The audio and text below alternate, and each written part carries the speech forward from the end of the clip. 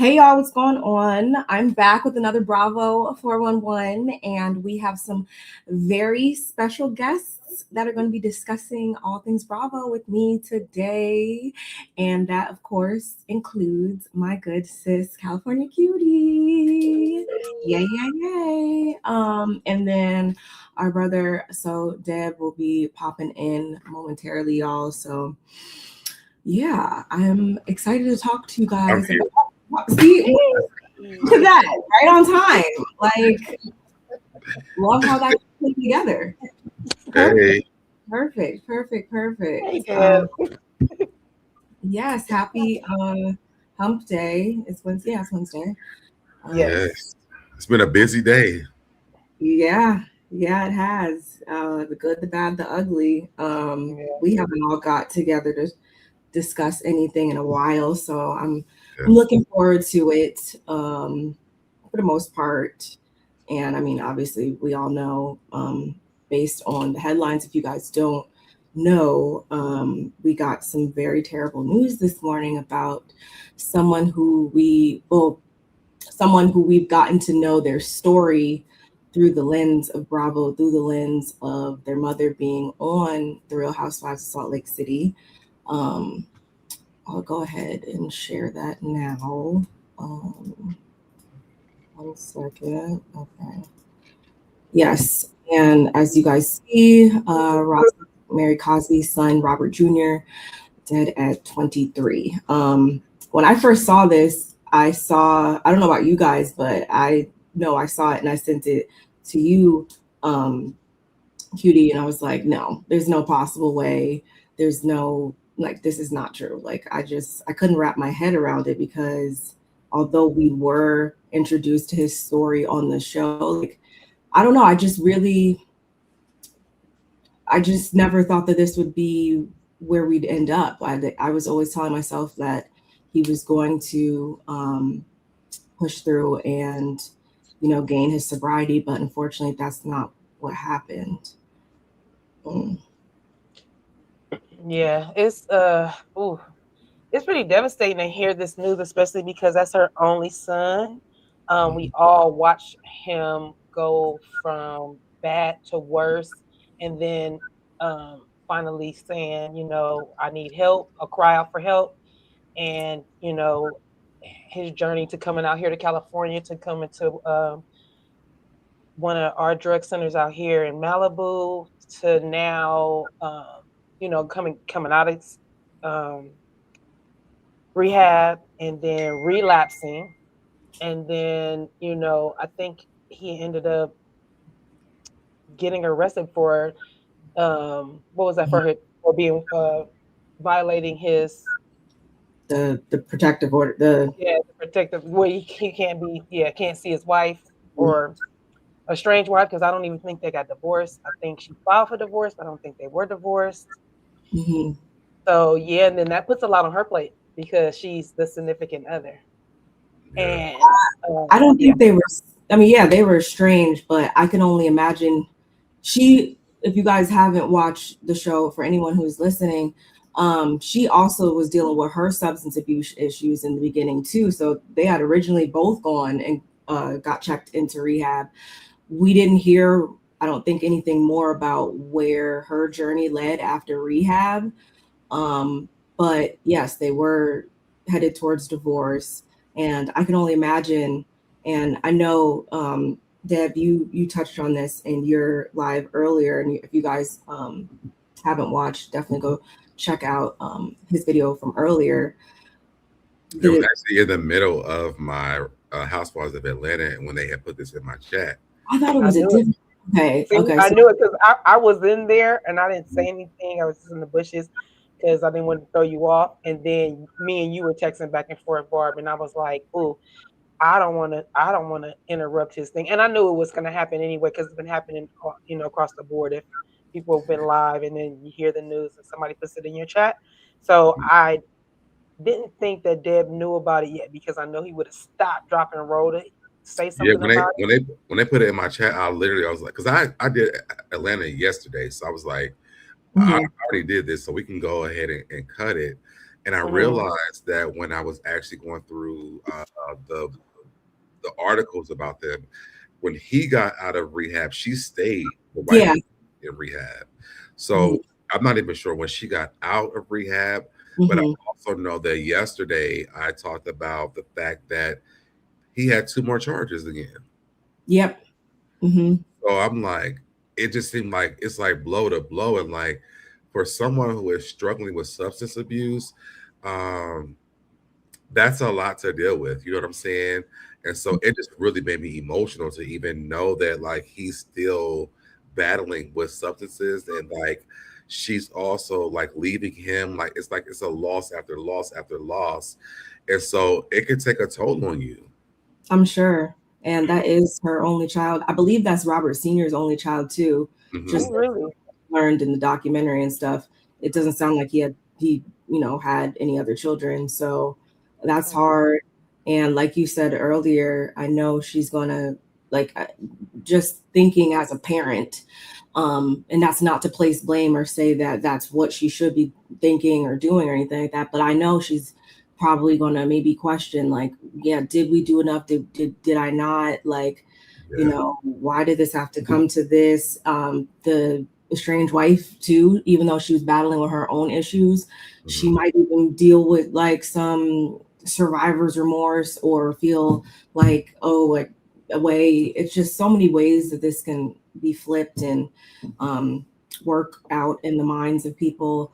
It's really sad. And going back to when Mary did say on the reunion how, yes, with him being incarcerated, she knew that at a minimum he would not be able to use. And she was finding solace in knowing that he wouldn't be able to get high or anything like that. So that kind of gave her a little bit of, I guess, comfort in that time, which, yes, just speaks to how just. I think that's going to eat her up a lot because she said that, and then when he got out, he wasn't safe again.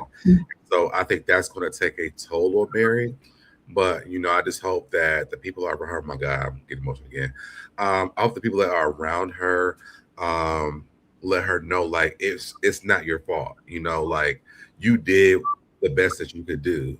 And we've watched it on the show, and we've watched how the people from Salt Lake City have talked about how much she loves her son. So I don't think that she failed him. I think that Mary did the best that she could do. And you can't, I always say this, you can't change a person's death date. You know what I'm saying? Like it could have been this, he could have tripped down the steps out walking outside. You can't change the date.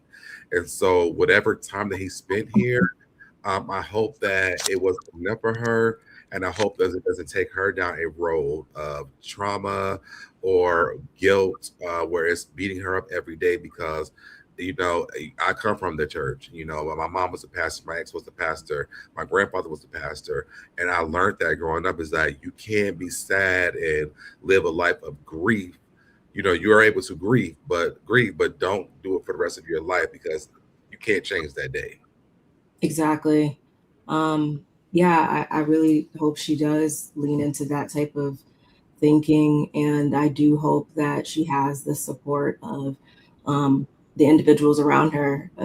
Again, reflecting back on the documentary, we kind of learned that she has some estranged relationships with different people in her life and like family members and stuff like that. So I really do hope that she is able to get the support that she needs from others. I hope that I'm at a loss for words, honestly, because like I said in the beginning, I just really, it's like, no, this is not going to be the ending. This is not going to be how it all unfolds in the end. I really just didn't think that this would be the case. And I've even dealt with individuals in my life that have had, suffered from substance abuse issues and stuff like that.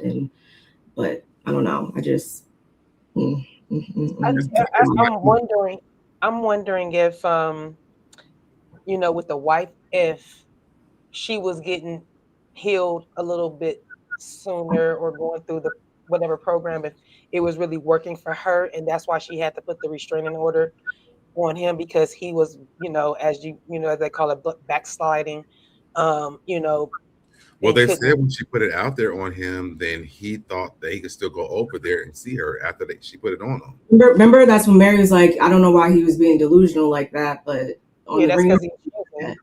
Usually that's because you're using, so that's the delusional of it all.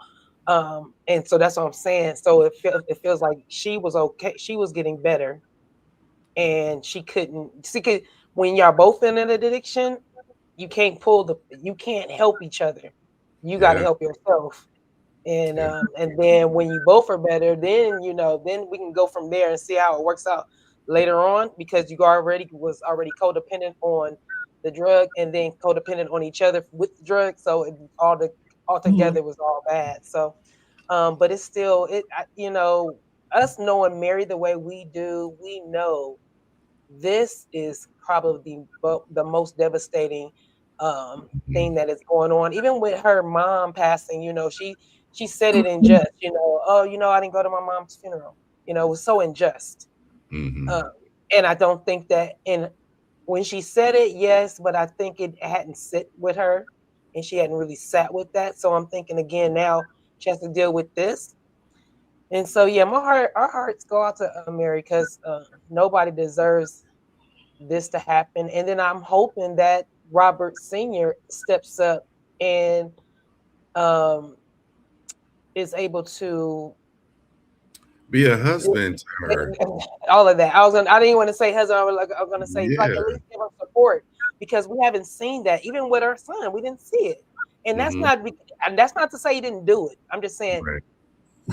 he didn't want to be on TV. He didn't show, we didn't see it, but we didn't see anything with Robert and Robert. So, I'm hoping everything there is okay, and I hope he's okay with his own son passing, and that he wasn't estranged, and he wasn't living in Vegas or in another state and away from his son, and not really, putting hands on his own son.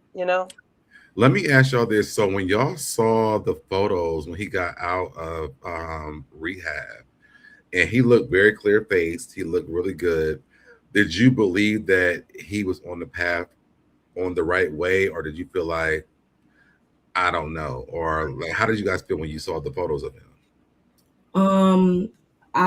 Let me just share this real quick, because it's funny, because I actually saw this picture yesterday, and I thought like, oh, okay, like maybe, he's doing okay and stuff like this. This photo right here on the right, I saw that on Instagram yesterday, and I didn't read the caption or anything like that. And right after this, I'll make sure to read the actual article. The photo is right here. It's the second from the top. It's her. It's Mary and him. He look like he have a bald head with a white shirt on. Keep going over. Oh yeah, this one.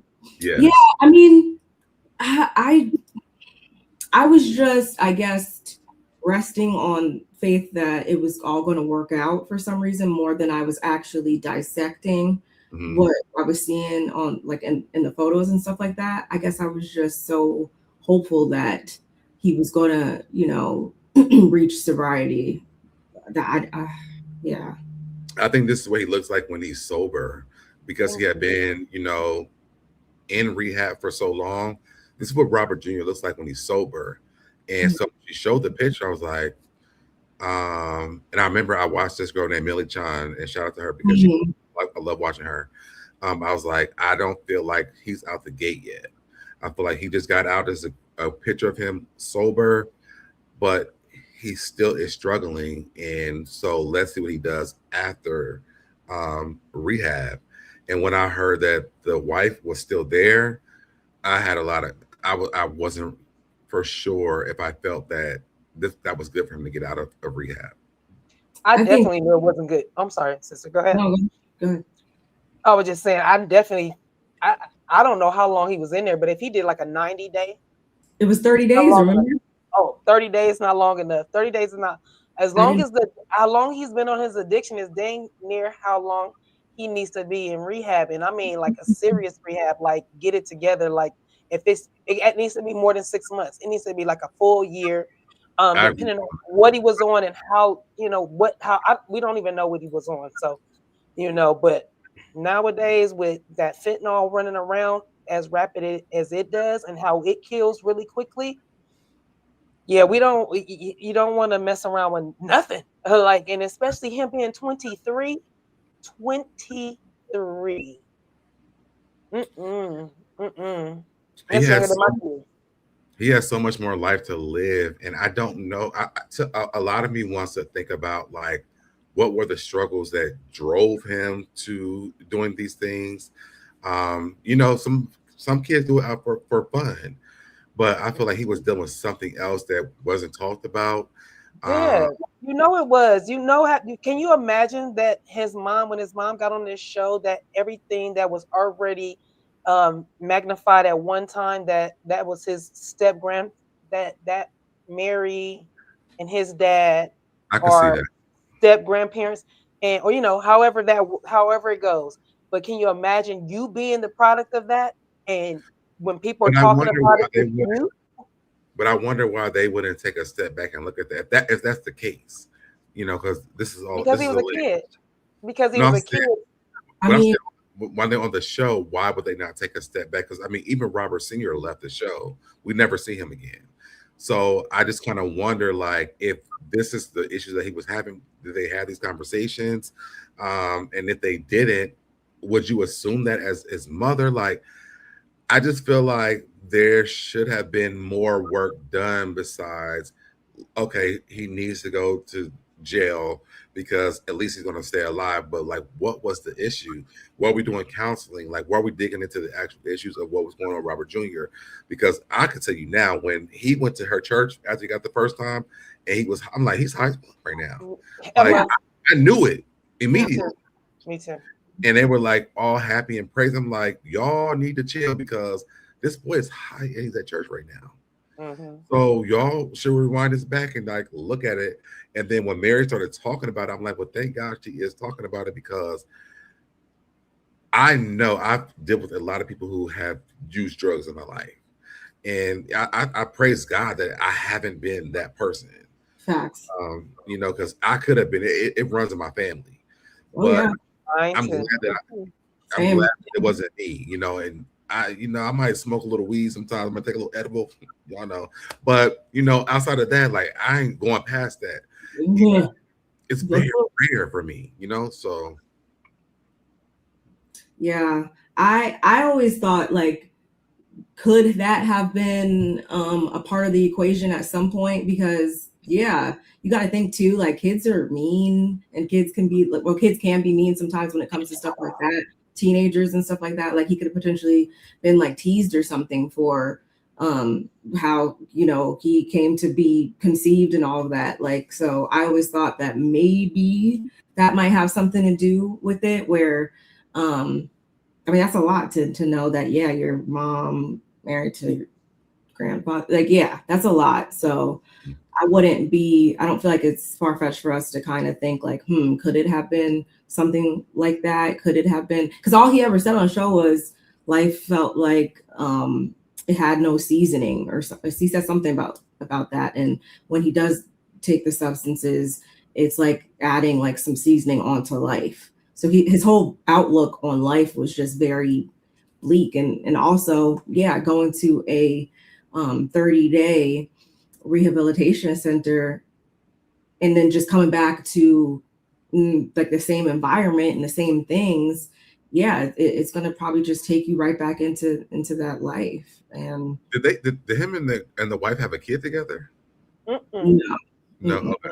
No kid. I wasn't sure. Yeah, but I mean, she was at the house so much, you would think they had children, because remember, she was over there a lot and in that room and stuff. And then, yeah, and it's crazy because you look at it like, well, unless you're there or in it, you never know, because people can. There's so many ways people can take this. They can be like, well, Mary enabled him, and she knew he was doing drugs. Like, unless you've been around a family member close to you, mom, dad, sister, brother. I mean, immediately, even your first cousin. Like, unless it's somebody you really know, and I'm not talking about your homeboy, your homegirl. No, I'm not talking like that. I'm talking about somebody really that you really, really care about, that grew up with you, that you love dearly, and they get on drugs. It's scary. It's more than scary because not only because they're reckless, and Yeah. you're caring more about what's going to happen to them than they are. Maybe And dangerous is a better word. oh It's yeah, dangerous. yeah. Careless. They don't. It's not even careless, like you said. It's really like they're in a bad situation, and I really do feel like Robert has been in this bad situation for a long time. Probably once, probably since elementary school, maybe. And then just the dynamic of what happened with the church, with the mom and the grandmother, the when you look at the totality of it all, you're like, Yeah. yeah, this baby was going through a lot. He was going through a lot. On top of being a PK, I mean that alone is a whole It, entire To someone conversation. like Mary, especially, who's a very unique person. Yeah. individual, yeah, for Y'all sure. know I'm a PK, so Mm. Yeah. just the scrutiny of that, the responsibility of that, on top of your mom and your grandpa, daddy is like, together, like that's a lot to handle. And I hope that, and I wish that I don't know the facts behind, the explanation to him of what those things look like, but I hope that those were conversations they did have. Um, they Like were him and his mom had her. they were like blood granddaughter and Mm-mm, grandfather, right? mm-mm. No Step, blood. that Say it was her again? grandmother's husband, step grandfather. Yeah, no, Okay. no blood relation. That's 20 why I years really. and the grandmother. That's And I why I wonder, really. was that explained to him? I'm Exactly, sure. because you can tell us anything, but like, Yeah. yeah, what were those closed door conversations? Like, what was the real deal conversation that they had behind closed doors to really make him understand, like, yeah, the bigger picture of how this all came to be? Well, for me, I feel like Mary did a lot more than, I mean, out from the outside looking in. Don't know if this to be true. This is alleged. This is my opinion. How I look at it, and then Mary is the like literally a Libra. The day after my birthday, we're like one day apart, right? So I literally try to get in her head and try to feel like, as a Libra, we're always out for making justice, the right thing to do, making people comfortable. We really care. It's not like an act. It's like we really, really care. We care. We care. Yeah. And so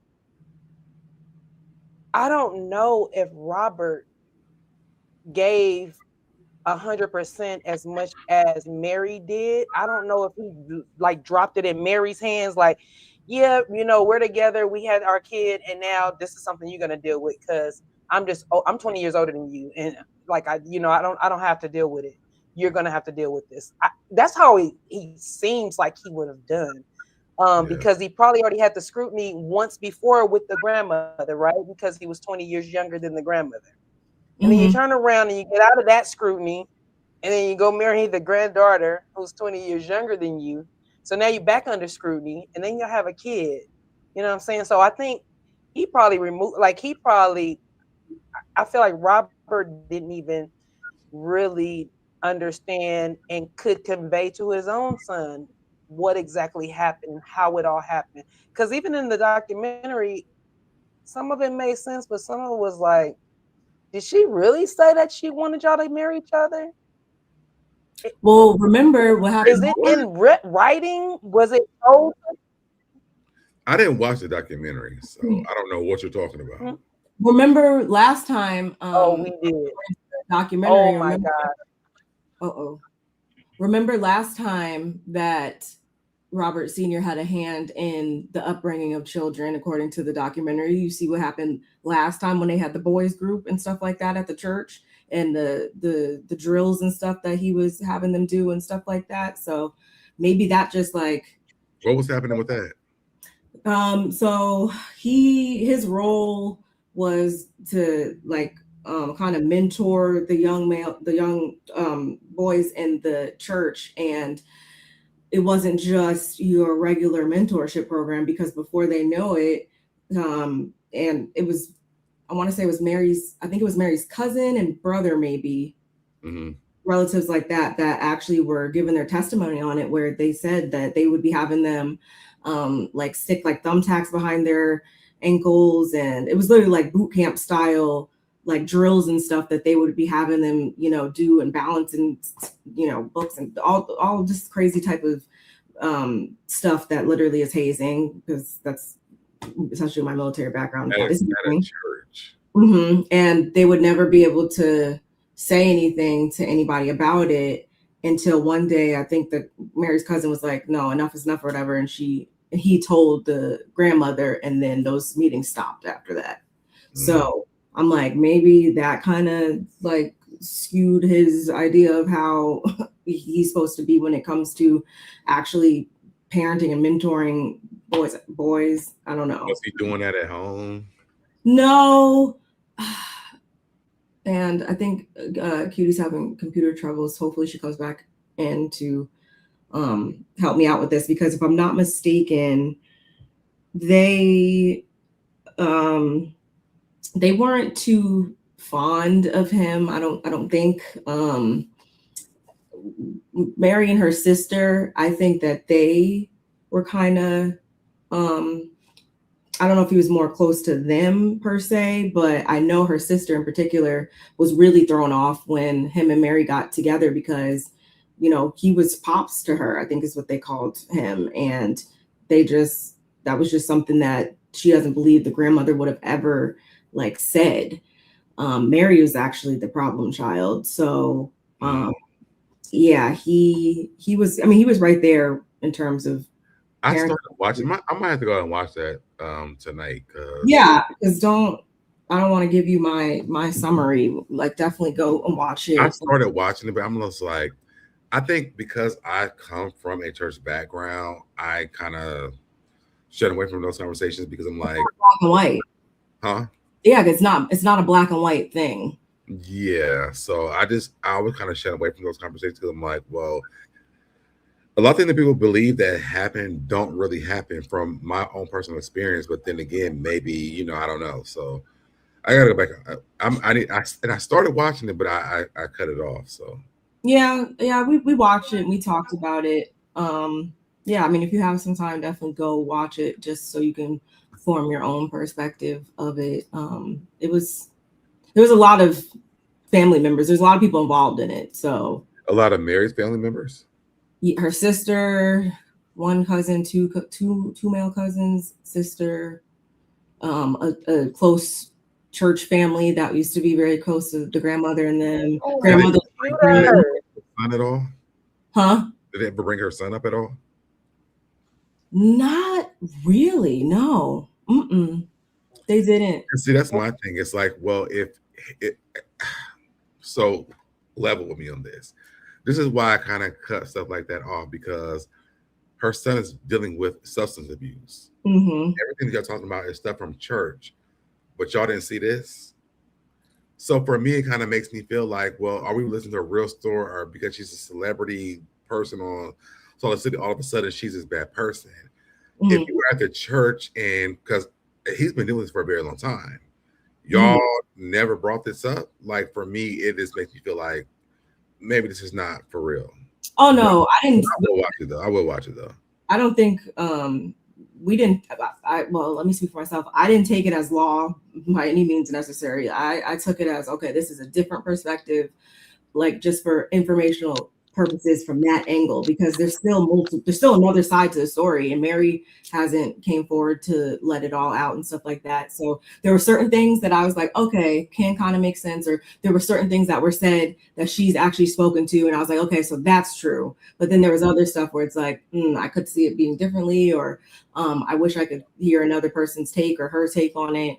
But all in all, and I did believe, especially in episode 1, I did appreciate how they gave us the whole background of her grandmother and how that she even landed in Salt Lake City.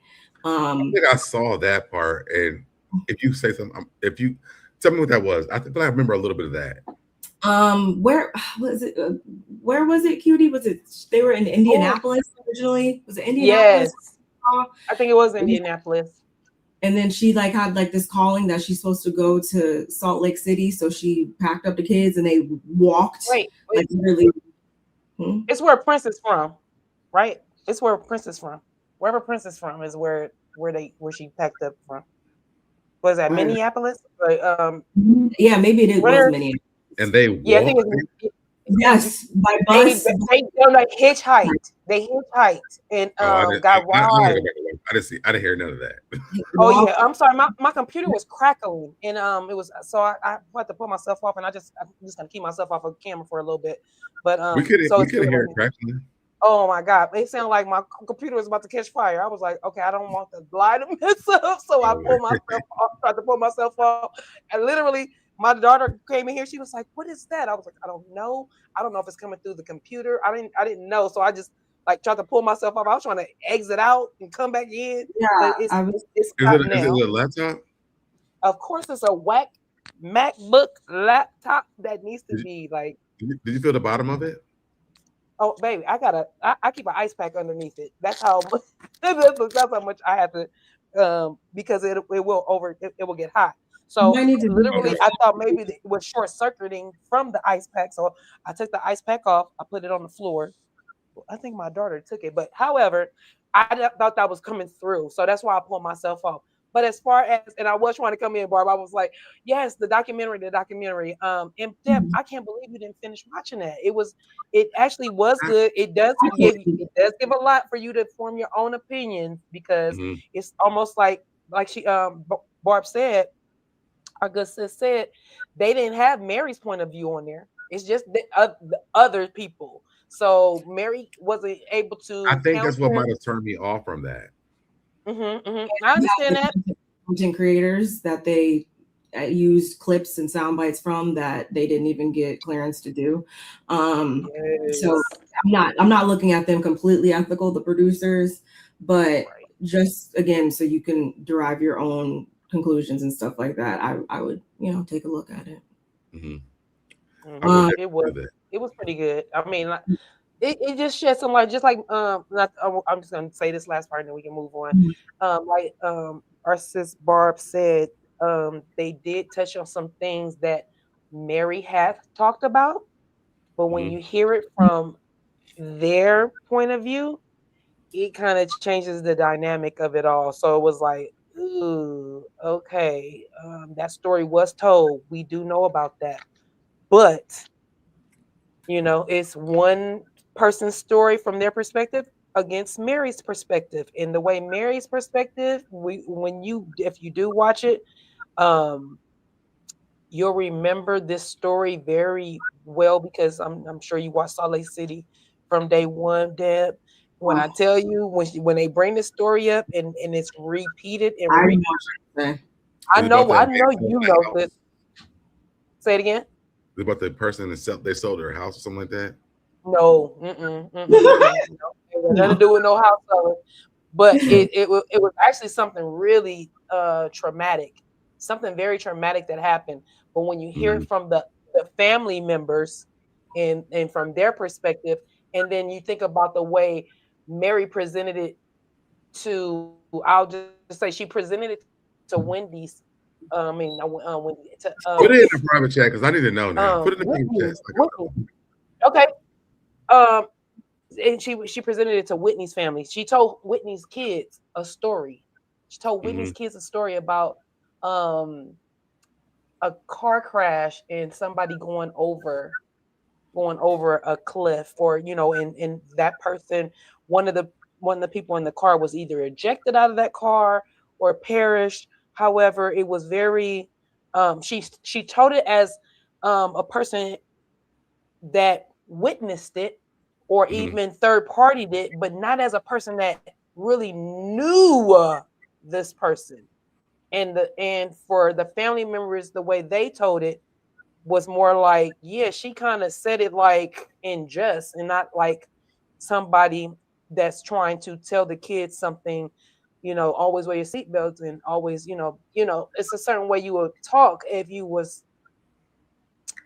if you were hurt or if it affected you a certain kind of way, and the way she presented it, yeah, the compassion was not there. And when that family member told that story, and we already heard her tell the story, yeah, it made me look at her a little different, and it made me look at a lot of the stories like, okay, maybe they're not lying, because this story came to us, and this story, the way he's telling it, sounds a little bit more believable. I'll say. I gotta go watch it because I don't even know. You gotta go watch it, bro. Yeah, I gotta go you watch got it. it. Yeah, you gotta watch it. All right, we sorry, y'all. I just had to, we had to get that out. Let me just quickly, read this real quick, because I didn't even do that. Sorry, y'all. And then, I mean, that's the only thing I got to say about it. And before you do that, y'all know y'all can comment in the chat, right? Oh yeah, we didn't even. Please, like, comment. Yes, we're streaming from all different places, y'all. So like us, share us, subscribe to us, comment, do all the different things in here. I mean, I see 46 people collectively watching. So at any moment, if you want to come out the bushes, we're waiting. It was a thumbs up, thumbs down, or say something, like put something in the chat. Works for me. Thumbs up or down. You just say hello to us. We don't bite. We don't bite, y'all. We love y'all. We love our subscribers and our followers and the people that's just joining and just finding us, or your first time, like, who are these people? We are nice people over here, okay? Right. Oh, I'm off camera because I can't get my front camera to come up. That's I was trying to do that. So I might come out of here. If I do, sis, just pull me back up. I'm my computer like literally won't bring my front camera up. It's giving me my MacBook camera. And okay. No. As of 11:20 a.m. So if I come out, just let me know. Okay. Mary Cosby and Robert Sr., they had released a statement. Our beloved son, Robert Jr., has been called home to the Lord. Though our hearts ache, we take comfort in God's promise and in knowing he is finally at peace. We're grateful for your prayers and trust in the Lord to carry us through this time of sorrow. That came at 11:20 a.m. And as you see, this is from TMZ. Robert died Monday in Utah. The cause of death is unclear, but police responded to a possible overdose, and it turned into a death investigation upon arrival. Police in Salt Lake City tell us they responded Monday night to a call for a full arrest / medical emergency for a 23-year-old male. We're told fire and paramedics were dispatched. His death comes only a couple months after Robert's wife, Alexiana Smokeoff, filed for divorce. And yeah, I'll link this in the description box, of course, y'all, but I want to make sure I actually read it to you guys so you know the facts behind everything. I wanted to ask you something too. Excuse me. It said, let me make sure this is what it says before I respond to a call regarding and I heard that they're supposed to start, but they're not. They're going to pause filming. So it says, circumstances, Salt Lake City police responded to a call regarding a 23-year-old male in a potential full arrest / medical emergency. Mm-hmm. Do you know what that means? Arrest / medical emergency? Let me arrest / I mean, I know what medical emergency means, but were they trying to arrest him and then they realized it was a medical emergency? That's kind of how I took it. But let me ask AI. Because I think the reason why I'm saying that is because when I read that thing yesterday, he had like 2 other charges going on. So yeah, he says that down below.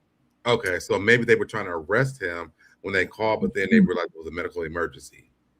Well, and it also doesn't give the address or anything like that. So I'm like, not trying to jump to conclusions here, y'all. This is all just, allegedly, this is all just us trying to think of how this all came to be. I wonder where it occurred at, and yeah, what is the context? Like, what is the specifics behind where it occurred at? If he was already was he already in a place that he wasn't supposed to be? Like, what I thought he was at her house. That's what I'm feeling like. Yeah, like, Could it have been like, oh, he's trying to come over here again and trespass? We're going to call the cops. And then it turned into he possibly, I don't want to put these narratives out there because I don't want any of you guys to. No, I think that, let me see, because I feel like I pulled this up when I did it earlier. Keep going. Let me see if I can find it. I think they said where he was at. Oh, okay. I did hear that they would typically start filming, I want to say this month or next month or something like that. They are gonna pause it right now, which I think is very kind on their part, because sometimes Bravo acts like they don't care about anybody's feelings or it's a business for them at the end of the day. So I thought that was decent of them. Andy also put out this Bravo and Andy also put out statements. Andy said, devastatingly sad news out of SLC. This is every parent's worst nightmare. My heart is broken for Mary, and I am sending all my love to her and Robert Sr. No. Oh, Barb, wait a minute. I think I have a 911 call. Oh God. I haven't looked back to see if anything else came about. So some more stuff might have been said. Uh-oh. Not a 911 call. I want to say, I thought I saved Bravo's statement. I'm on page 6. It says 911 audio reveals harrowing details of Mary Cosby Robert Jr.'s death. There's a bunch of ads going on, so I'm trying to see if this is where it's going to show up at, or is it later on? Hold on. Hey, sweet tea. Say, what'd you say? Oh wait, this is it. Hold on. I'll send you this. Oh God. This. Oh man. I think I sent it to you backstage, and then you can post it. Oh man. Oh my God, that's so sad. Yeah, I don't want that to be the case. Wait, how do I? Oh yes, this is a 911. Oh my God. Why isn't it letting me touch it? Or why isn't it letting me bring it up? Can you copy and paste it? Are you on your phone? No, I'm on the computer. Okay, you copy and paste it in the link that I sent you? I'm trying to. I don't know why it's acting stupid like that. Oh, I put it in the main chat. Let me put it in the private chat. Why isn't it letting me? I put it in the private chat. You go. Oh, okay. That's weird. In the private chat. Oh man, I don't. Oh God. My stomach is hurting. If I start crying, just let me cry. I'm about to. Okay. Oh, is it this video? At the top, it's like they're gonna play like some ads first, but then it says the 911 audio reveals harrowing details of Mary Cosby's son Robert Jr.'s death. And when I heard the beginning, it says 911. So 1 dose of Narcan. Oh. Right here. Breathing. 1 dose of Narcan has been given. Police have to call 3 units en route at 1816. Copy, thank you. 043. I'll be at 4848 South Focal Way. Yeah, if you want to start one for now. 4, sorry, can you back? 17. Mel has a bag and checkered jacket. Watch this down. Yeah, it's my bag, thank you. 79 South Lake, 1036.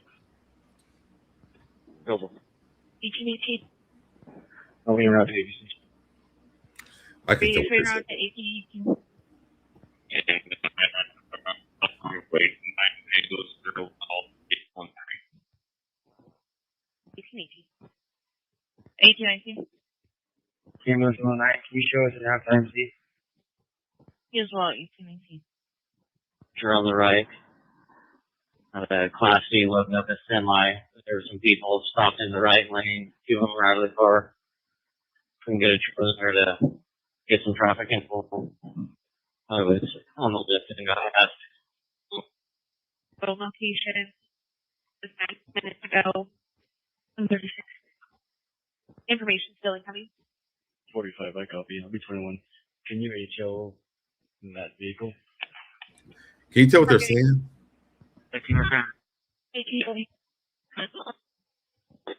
Trying to, but it's hard. Situation. Medic squad 2 arrived. Give you a GTA and hospital for you.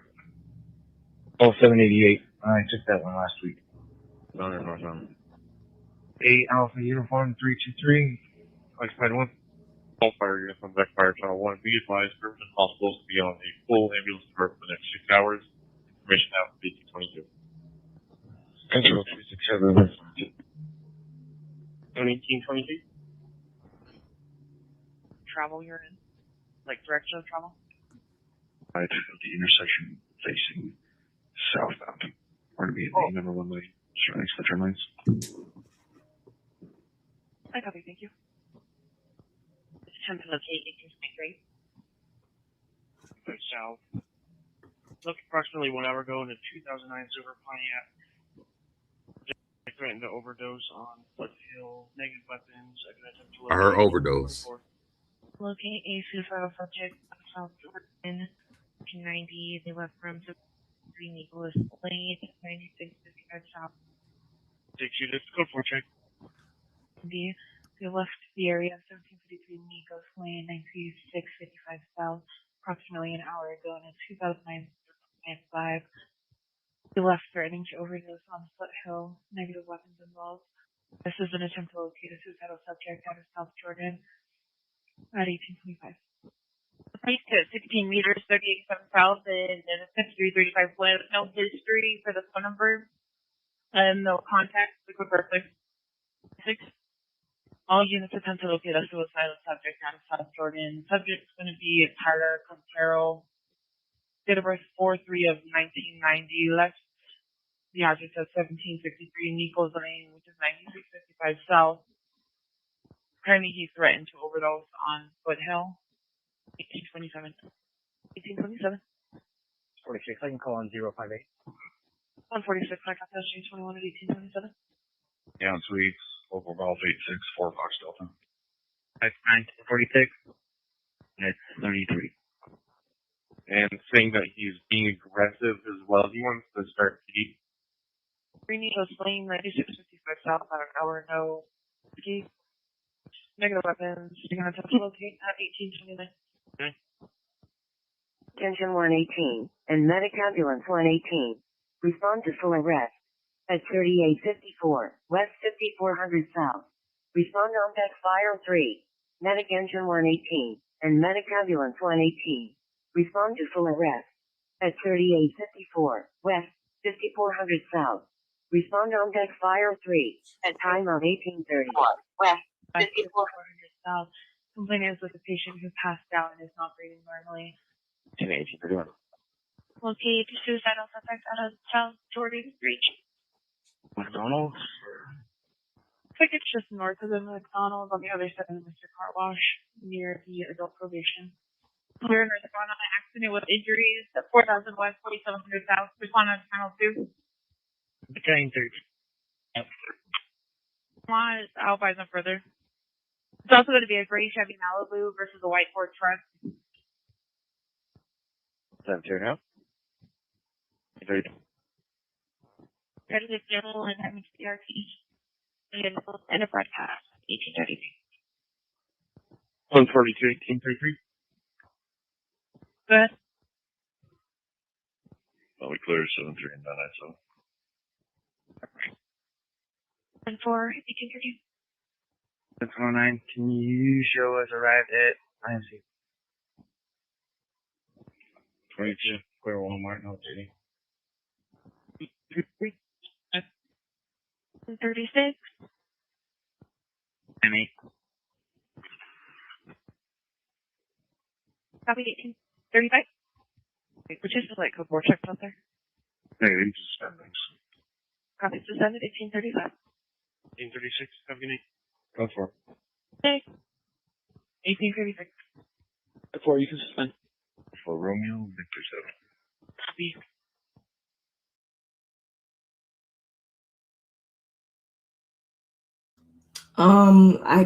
I gotta listen to that like again because like I heard some things and then it was kind of fuzzy in certain parts. So it sounds like there was a big. You're muted still.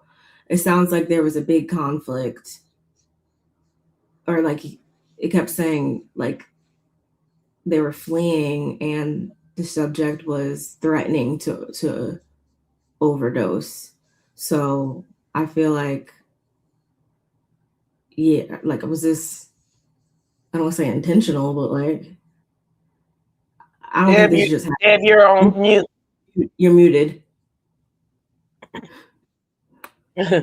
Page 6 has this locked down. Like I'm trying to see if I can download it, but I'm like I need some subtitles. I was listening to you guys. My front camera is not working, so I won't be on camera for the rest of the live. But I was listening. I was like, I did like me and Deb heard at the same time overdose, and I'm like, what? He kept saying that. But I didn't hear what you just said, which is you said you said something about fleeing or. It sounded. I kept hearing Pontiac, like they were talking about different vehicles, so it sounded like what I'm thinking, not a car chase necessarily, but it sounded like this person was supposedly leaving this scene, going to this scene. I heard McDonald's and stuff like that, so it sounds like he was going around based on I don't know. Wait. I found some shit on my computer I didn't know I had. All right. So hey, Ray, thank you for joining us, Ray.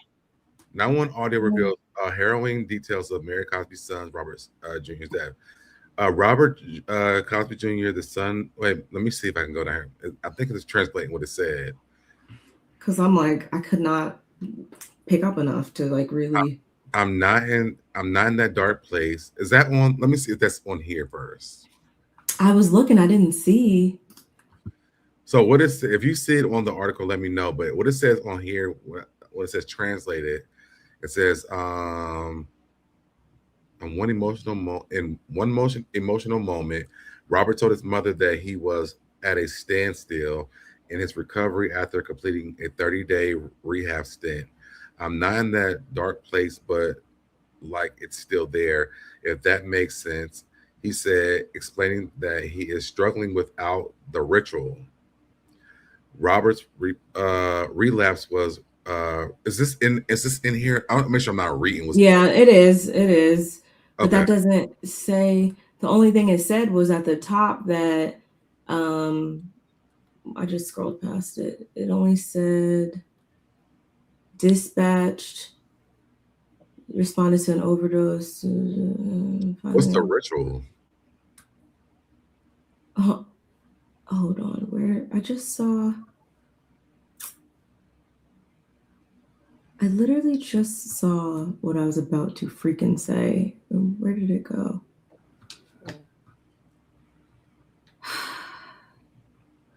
Salt Lake City was unconscious when Robert Cosby Jr.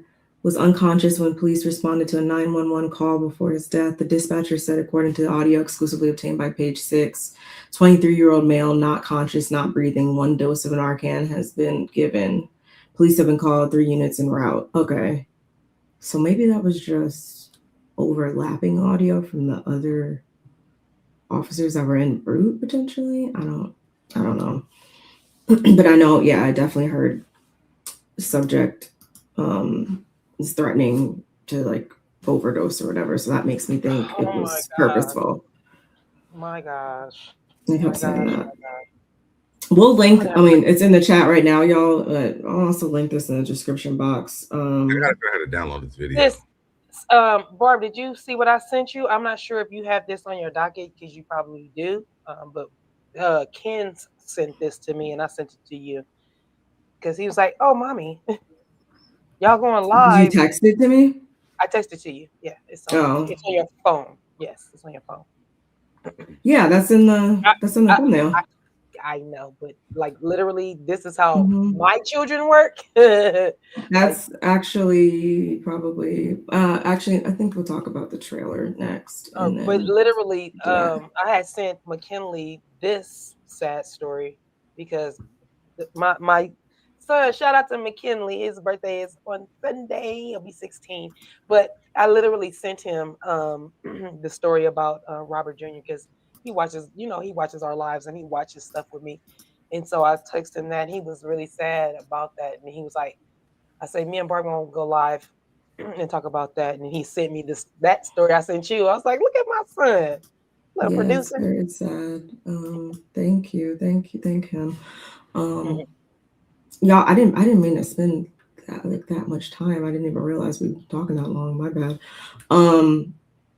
Yeah, I mean, as details come, y'all, I got the video. Let you know the video. What video? From the audio. I'm going to try to the police cam footage. The one with the audio from that we're listening to. I just got it, so I'm downloading. Bro, can you send that to me too? Can you send it to me? I just want to hear it again when. What I'm going to do is I'm going to take the volume up so we can kind of hear what's going on. Okay. So I can edit the audio. Y'all brother be knowing what to be doing. Come on, let it do what it do then, baby. But yeah, I'm gonna try to make sure we can hear what was happening in that phone call. Okay, cool beans. Because I can. Deb, send me the edit version with the reverb in the. That's what I'm gonna do. Yeah. Yeah.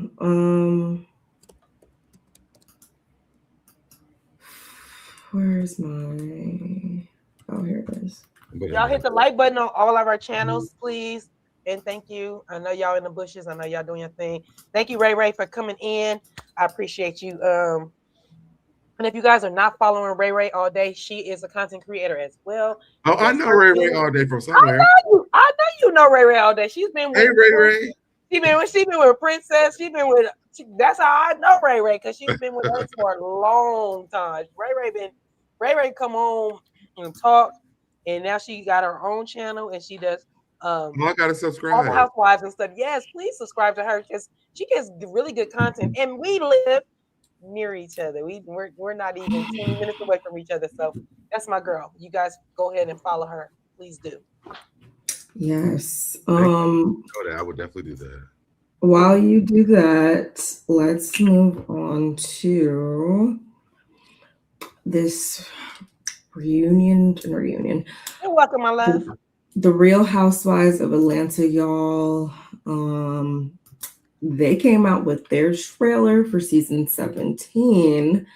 And I mean, it's probably an unpopular opinion, and I hate that I feel like this, but I wasn't excited for the season. Like, I'm not.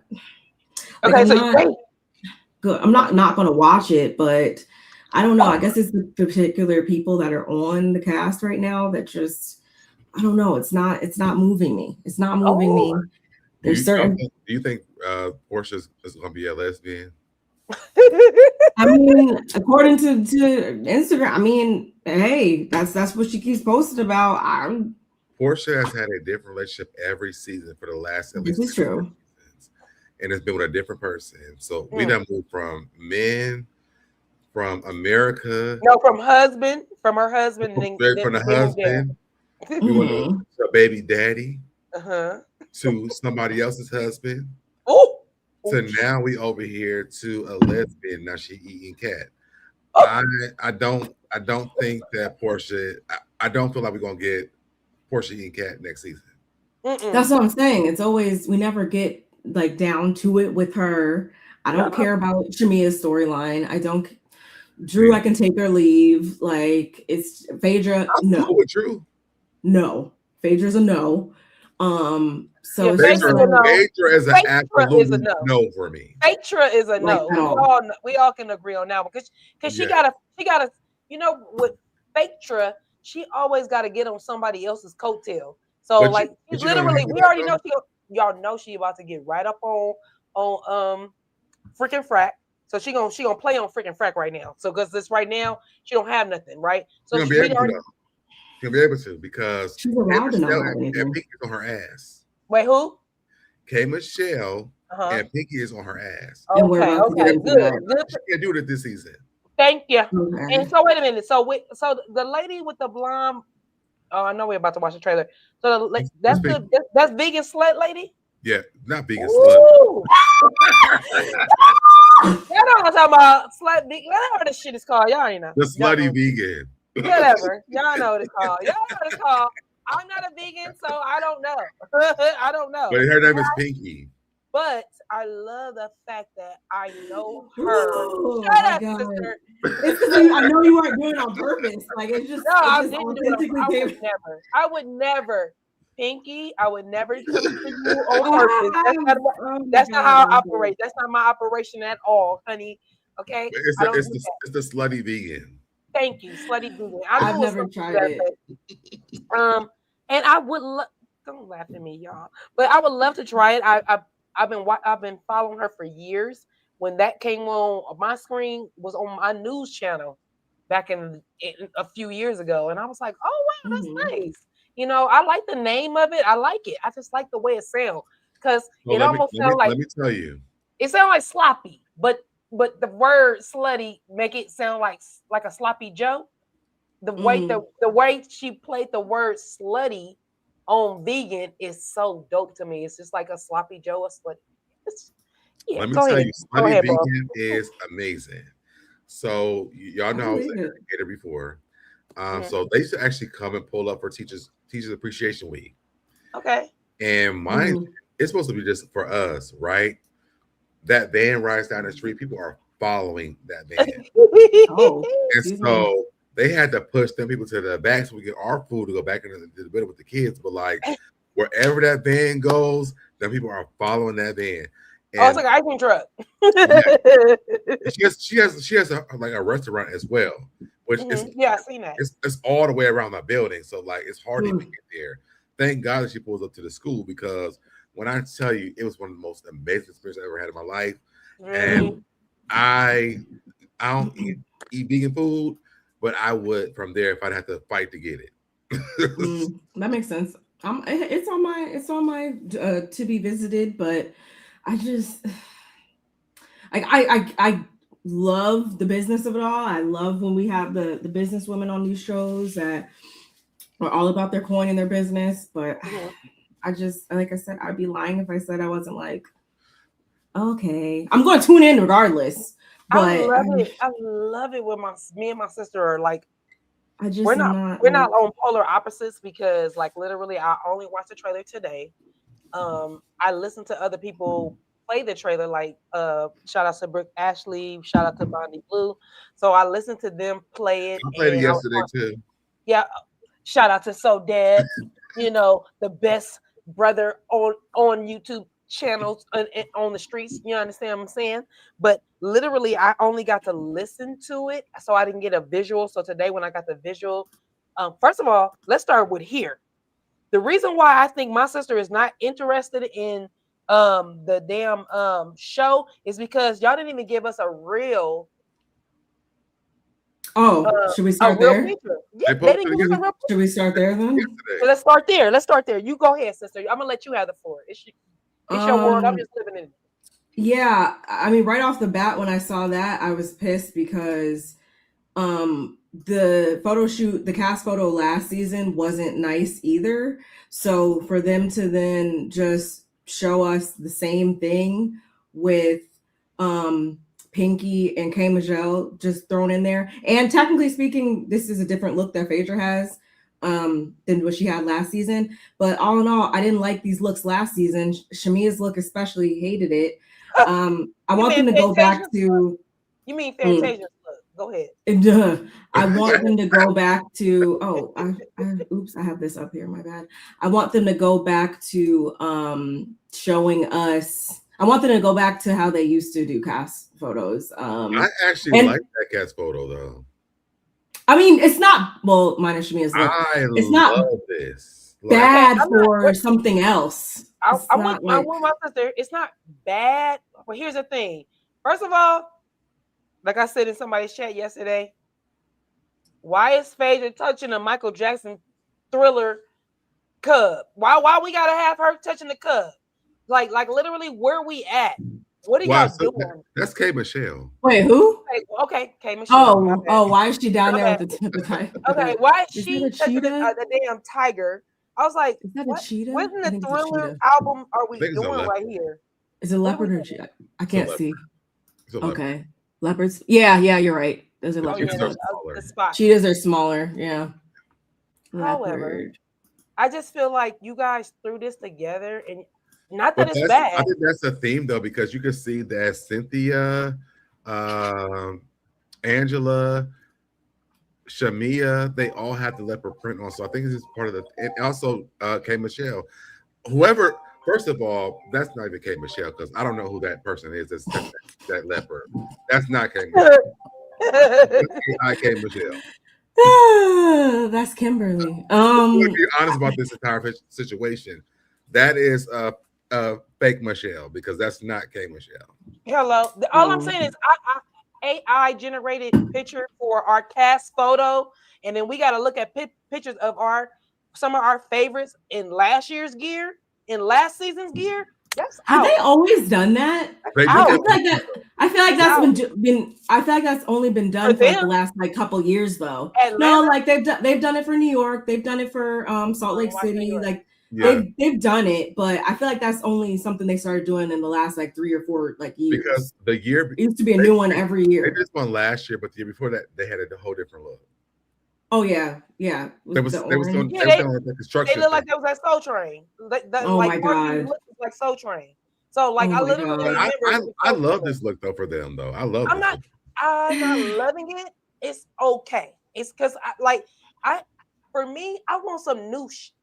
I want some new like Missy Elliott. Well, they got to do some new shit first. Like, let them do some new shit before we get some new shit from them, because I'm not wasting new photo shoot on also people that doing some old shit. Okay. Hello, y'all. Hey, from God. I mean, from and they also need to remove that person on the left. Oh yeah, I could crop her right out immediately. Remove the person from the left, and then let's talk about it. Like I'm so not looking forward to her or Shamia, especially like. Take Shamia out too. Yes, I'm agree with that too. Like absolutely, I like Angela, but you know she and we'll get into it here in a minute with the trailer. It's nothing that's really making me be like, whoa, I can't. I'm on the edge of my seat. Can't wait for this to air. Well, maybe I hate that I feel like that. What would make me whoa is like if they got rid of Phaedra in mid-season. That's never happening again. Unfortunately, she's there for a long time, y'all. She's gonna be there for a long time. It's so unfortunate, and I can't stand the people that actually allow that to happen. I don't know what you guys see in her storyline, but it's never there. Like she doesn't give anything real. I wonder if K Michelle is her only season or not. I'm happy that K Michelle and Pinky don't like her. I'm gonna be all the way honest with this part. When I realized that K Michelle and Pinky didn't like her, I stand for Pinky and K Michelle already. I always stand for K Michelle, but I stand for Pinky and K Michelle at this point because the way they eat Phaedra up in this trailer. Okay. Have y'all seen it? Yes. Yeah, let's just jump into it right now. We're gonna watch and talk. And listen, just talking about stop and go.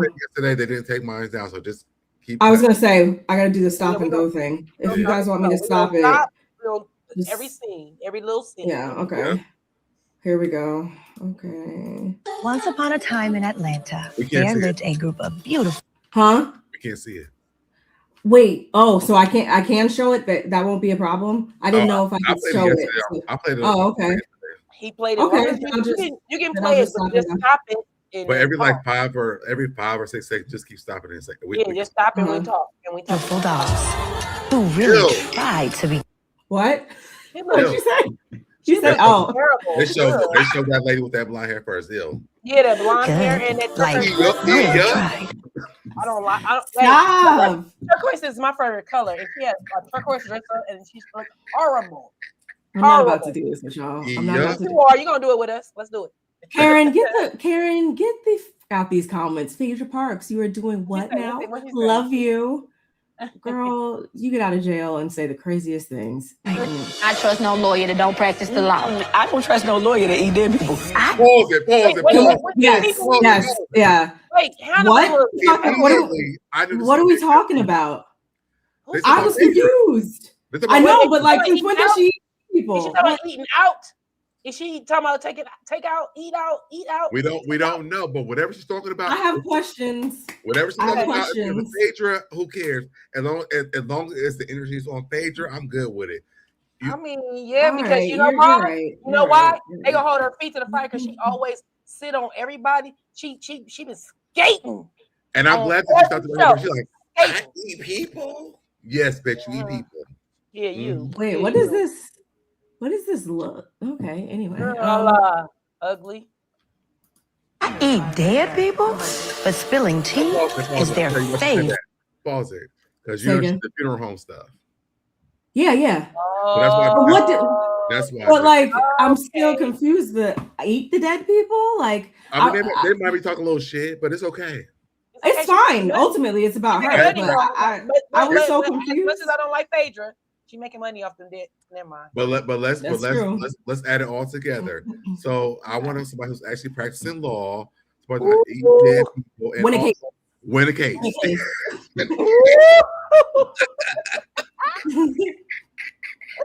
Win a case. That's what we talk about. Oh shit.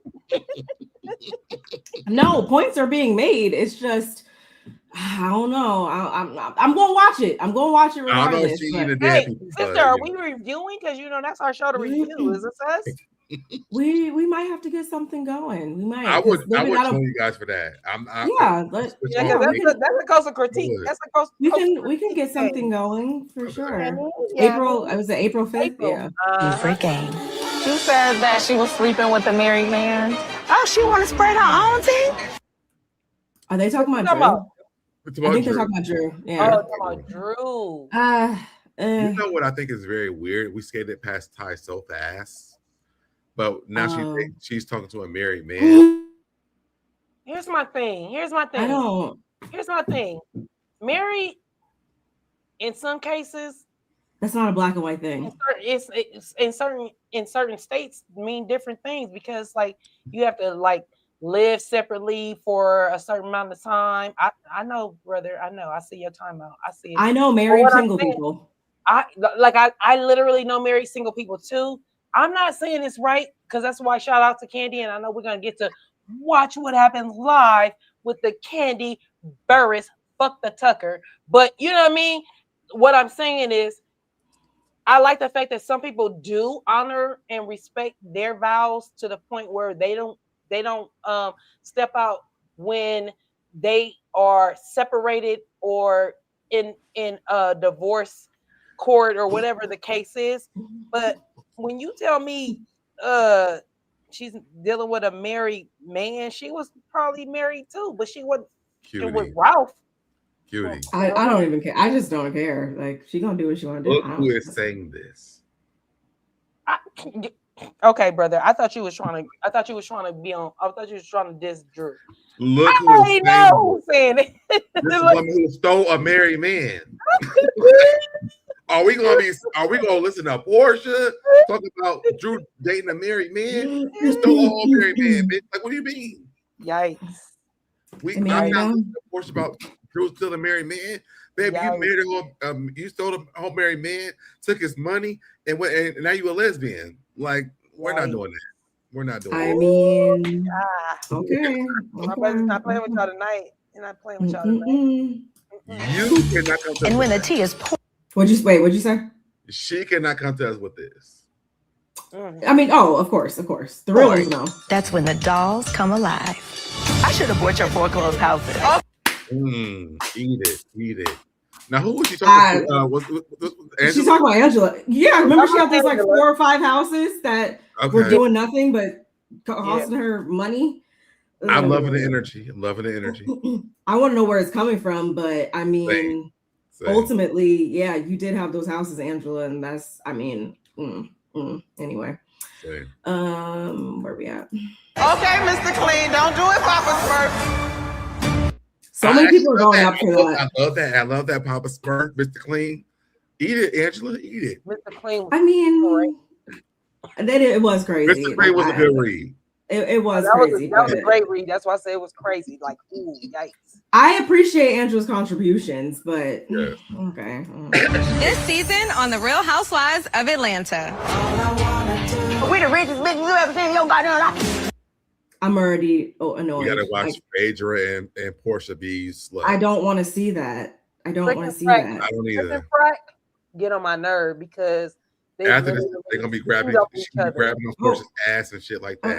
They're two bottom feeders, two fucking bottom feeders that feed off each other, and so they think and all that slapping hands and grabbing asses and shit. Just go fuck somewhere real quick so y'all can get that shit over with, because y'all get on my nerves. Y'all really get on my nerve. It's like go handle it. Portia, that Sway, she could have ate Phaedra's box and stuff. She came out like she was trying to do with Kandi, and we could have been done with this. Hold on, I clicked out of it. Yeah. I'm gonna tell you all season, I'm not here for Phaedra. I'm not. And I'm gonna allow it because I never, except for her on Traders, that's the only time I was able to digest her. I hated her on Traders too. I hated the fact that she lives in Atlanta. I hate everything that Phaedra does. I don't like it. I only watched Traders this last season, so I got to go back, and so I didn't even know she was on Traders, and I will go watch. Busy got me to watch Traders. I actually watched. I love Traders. No, Traders is my shit. I love Traders. Traders is my stuff. Yeah, I love it. I love it. I love it. I hope I get to see somebody that I know on it. I really do. People kept talking about Candace Shout on out there. to people that I know that I hope that be on it. Although, let me see if I would like Candace on Traders. You ain't gonna do me like that, sis. Now, let me tell y'all something. Where's your body is so giving right here. Like, look at Phaedra's face. Wait, Phaedra is good for giving a crazy. That's all she gives. It's a thin space. If y'all don't know, if y'all don't know, because I'm from the West Coast, that's Thiz face. You know when E40 say Thiz face, that's the face right there. That's it. That's the Thiz face. That's the I'm gonna play in y'all's faces, not give you my real life face. I make all my YouTube my thumb marks like that because y'all love Phaedra so much. I'm gonna make my picture all the time. Who love her so much? Y'all, no, not y'all on here, but the people love Phaedra so much. I'm be like, y'all better love my videos because y'all love Phaedra. Look like this, all she do. Right. Portia's body does look good though. I can't lie about that. Yes, he has.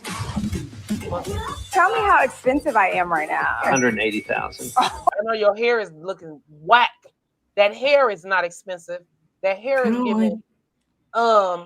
You know when on Dreamgirls when the girls turned their wig around and was like, let's do it this, yeah. Turn it to the back. It looked like she turned her wig and was like, I'm going with this, bitch. No. The only reason why I cannot hate on Shamia is because me and Busy married in real life, and she's really a good. Like I believe it. I believe it. I like Shamia. No, I like Shamia. I actually I know my sister doesn't, but I actually like Shamia. I feel like she got a little raw deal in the way she was presented, not when she was presented to us on camera, because we've been seeing Shamia a long time ago, been on our Roa, been on there. But when she became a cast member, like I don't know why she dumbed down herself. That's Shamia. Like what you see on this show is Shamia. Yeah, she dumbed down herself. And she's really fun and quirky. I think she dumps herself down for Portia. That's what I'm talking about. Okay. But that's what I'm talking about. I'm saying I don't know why she dumbed down. She's the only person she can dumb down herself for is Portia. Like, okay, you know what, Portia, this is your show. I'm not gonna come in and she didn't literally probably say that to Portia, but in her head, they're not friends anymore. So hopefully that changes. But she shouldn't have did that. She should have just came in as Shamia. Come in if you and Portia are beefing, if you and Portia got an underlying whatever it is, don't dumb yourself down. Just be Shamia. And if the chips will fall where they may, and then you just deal with it. And especially because they had mother beef issues. Now that's some old other level shit right there. But you that was know, their mother's problem. That was not their problem. And Portia should never made that a problem. Bro, look at here. Looky here. That's just like your mom and her sister are having a beef, and then the kids be involved. It's the same shit. So, but Shamia's mother said that that's not y'all's issue. That's our issue. You can say that all day, brother. And I believe that. I believe what she said. Yeah, you can say that, but it does. So, yes. But you're gonna talk to your mom. But you're gonna talk to your mom. This issue before Shamia came onto this show. No, that's not a new issue. I didn't say that was a new issue. I said they had multiple issues going on, and when you add the fact that their moms are not getting along, and you're both close to your mother, but you're still trying to have this friendship against your mom. Shamia's telling her mom, "Okay, mom, I understand where you're going." And I hear what you're saying, but you're trying to understand. Shamia's probably like, but that's still my friend. And then Portia's probably doing the same thing. And then they're trying to come together and be friends when they're both trying to appease their parent. That has to be a little bit of stress. I'm not saying that it is a total, that's the whole friendship, but that does weigh on you. Even with, like I said, if my mom and her twin are having a problem, and if my mom and her twin are having a problem, that's your mom's twin. That's different. That's your mom's twin. But that's what I said. Depending on how close they are, it still it depends on the friendship, how close they were, and what the friendship was, and how long it was. Because let me tell you why this is. To me, I understand it. Kandi Burruss says she knew this was a real relationship, friendship. Wait, Kandi Burruss said that what was a real relationship? Portia and Portia was not a real friendship. Oh, not. We all knew that. And when Kandi Burruss said this, because if Kandi could be around Portia, hands down to the fact that Shamia and Portia got issues, and they have issues, and it's nonstop.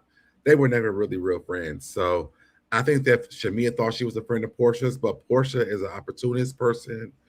I mean, we have seen this. She's dating a woman right now, so we know the type of person is. Yeah. So I think that what Kandi is saying is very true, and Shamia should understand that a real friend is not on this cast right now. And baby, deal with your lesbian new friend, your temporary lesbian friend, and then hopefully she'll come back and be a friend of yours. I mean, she's friends with a girl who almost took her whole career down. So Okay, brother. Let's get back to the. I'm gonna stay on Facebook all season. Atlanta is Black Hollywood. Andretta 2000. Why was that a part of the trailer where Phaedra blowing it to a flute? Because it looked like a freaking penis. It's shaped like a penis. It looks like a penis, and I don't know why they do that. We always have to see Phaedra doing something that's quirky. We already think she's quirky and weird anyway, but they always put a sexual connotation on it. And so right then, when I look at that, all I can see is like a shape of a penis. She's blowing into it. I do recall Phaedra. What was she doing? Chakras, or what was she doing? She was trying to get sexual stuff. No, not the sexual stuff. She was trying to do some healing stuff. It was like where they was rejuvenating the vaginas. Child, don't give me a line. I don't even know. She did that whatever it was, she was like, "Yeah, I'm doing this." Oh, I was talking. I was muted. Oops. Oh, what you say, sis? But I was saying, yeah. I don't remember what it was. She not a shaman. She was doing like some. It was something. Reiki. Okay. Yes, Reiki. So for me, when I see her doing wait. What did you just say? Reiki. Remember when she went on Married to Medicine that season? And that was supposed to be her claim to medicine. She was like doing it's like non-invasive energy, like healing stuff. Yes. Yeah. So when I see her blowing this flutes, if you will, I was like, blowing on that dildo. Go ahead. Come on now, dildo with holes. Okay, so I was just like, here they go, and it doesn't move, me when It she don't got move nobody. I don't know But why she's they think so it does. baby. People are like, "Oh my God, Faith, you're so funny. Oh my God, look at her. She's blowing on her dildo and making flute noises. So Why are we original. watching this? I don't want to watch that. Good God Almighty, it's eating me. I didn't expect God. What'd you say? Even that, like, why are we watching her feel on Portia's ass? Remember she was like on with not Sweet Tea, but that's what she wanted to call herself when she was like all on her boobs and stuff, and like. But it's very hello. What's the word I want to use for YouTube? Peditorial. Oh, you saying yeah. Make them follow. It's very it's like, why what's so grabby? What's the booty do? What do they call it's very Peter Piper-ish. They call it a PDF file on. I know what you're saying, but I'm saying. But yeah, but it's around. It's the Peter Piper. It's the Peter Piper, like how R. Kelly was a you know, the Piper, the one that's. Let me show y'all. I'm gonna play. It's almost like I'm gonna play in y'all face, and that's what I think they do. But you were on Housewives saying that Kandi going to give people substances and then have a good time with them. But you on the show. I can't do with her, y'all. I'm sorry. All season, I'm going to review the show just to talk shit about her. I to send a 6'5" tall man with big arms and tattoos. This is my friend Sway. I love these hands. Pause. Who was that man? That's Mike. He was on that show. Ready to Love. That is Mike. I'm like, Ready to Love. And of all people? I watched that season. Now I was like, is he taking photography? And then they end up like, oh, I like, you know, what I because at first it he like wasn't ish, if I remember, on that show. He ain't. The girl that he had, him and the girl that I thought they was gonna be together forever. Because like seriously, just like I thought the Clifton and Joy would have been together forever. It was like giving the same vibes. And that the girl that he picked they were both together. They was cute. But yeah, no, I can say I don't know who that man is, but what I know is the storyline is she's gonna be down to date him to go eat cat later on. So she said that last season that she was dating a man and a woman. No, I just didn't know was it going to be somebody who we saw. She said that in between the break of last season, and so that's it was. It dragged into this. People was like, oh, well, Portia's dating a woman and a man because she said it on I think on BravoCon. Or yeah, she did. And so when she said that, it was like, oh, Portia's dating a man and a woman. So Portia's like, oh, they're leaning more towards this woman. So here's the storyline. Let's go over here to the woman because they didn't want me to date another man. So now we see this 6'4" foot man. But you know we're gonna go to the cat because that's what's more interesting to y'all. Portia's not gonna this girl after the season. Now they probably gonna break up on this season. But I feel like I'm tired of Portia's storylines. I don't see her that lasting or being the person she's supposed to end up with. I don't believe that. I think it's just something to do right now. Like, and we're still looking at this on the screen right here. Let me hurry up and change it because no. It's giving Atlanta. But you know, sometimes we play in the field too much and then we look up and we're like, hey, what happened? She convincing her. We played in the field too long because you be dating all these whack ass niggas, and all of a sudden here comes me. It's called macking, bro. It's called she macking on her. She mac daddy. She had to mac Portia because Portia's all like, I need a new storyline. Portia macking her because she's like, oh yeah, give me all the details so that I can go back to the show and say, yeah, and that's why because all girls said this, so now here we are. Hold on, and let me pull this up for you so you can see what I'm talking about. Portia don't like this girl because you look at Portia kissing this girl. Mm-hmm. Valentine's Day look real nice. I mean, I think Valentine's Day look really nice to me. They look like they had a nice Valentine's Day. If I was gonna put her with a girl, though, I feel like no, I don't see her like wanting to be with like a stud or anything like that. I would see her wanting to be with like a more feminine. Where's it at? Girl, if she was. Oh, so that's why I would. That's if she's gonna go that route, yeah. You don't think she would be the most feminine? I mean, I mean, when what was the girl Erica Mena and Santana, whatever, I can't think of the girl name. Santana. Yeah, Sin, I could see her being more with the family. They were a beautiful couple. I was like, ooh, y'all honestly. Like y'all pretty. Can you pull this up? Hold on. Did you put it in the chat? Oh. Yeah. What is this?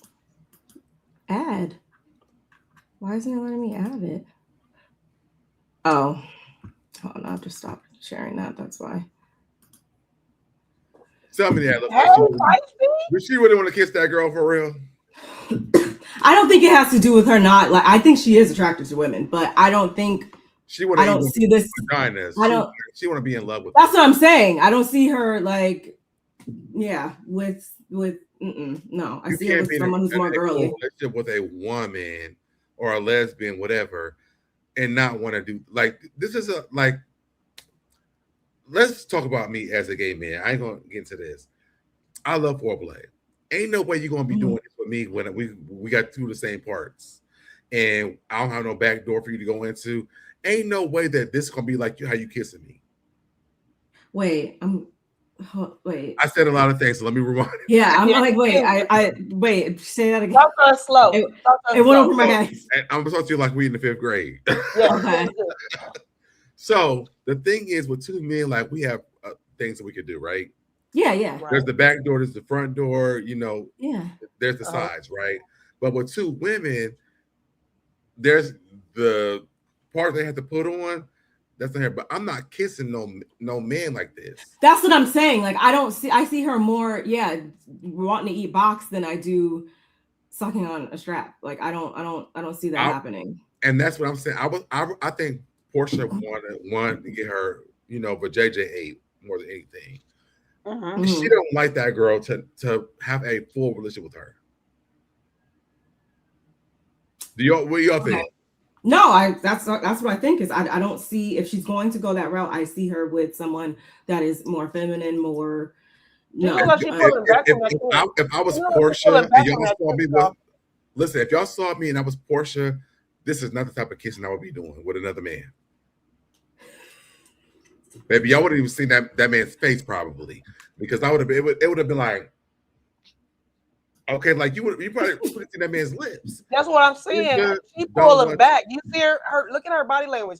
Portia butt is big. She pulled back. I mean, pulling forward. I'm gonna wait until we see the season for me to really. Little gap between them right there, the little red in the middle. Because you can show or not show a lot in the picture and like stuff. So I'm gonna wait until we see on the actual season to really. So let me show you this because I got more receipts. See, you know what? Come on, receipt.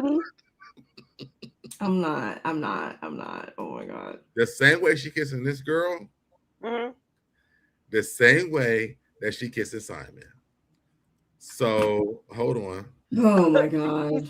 Simon. Oh my god. Because you got to bring the receipts. Hold on. Hey, Feisty. Oh my god.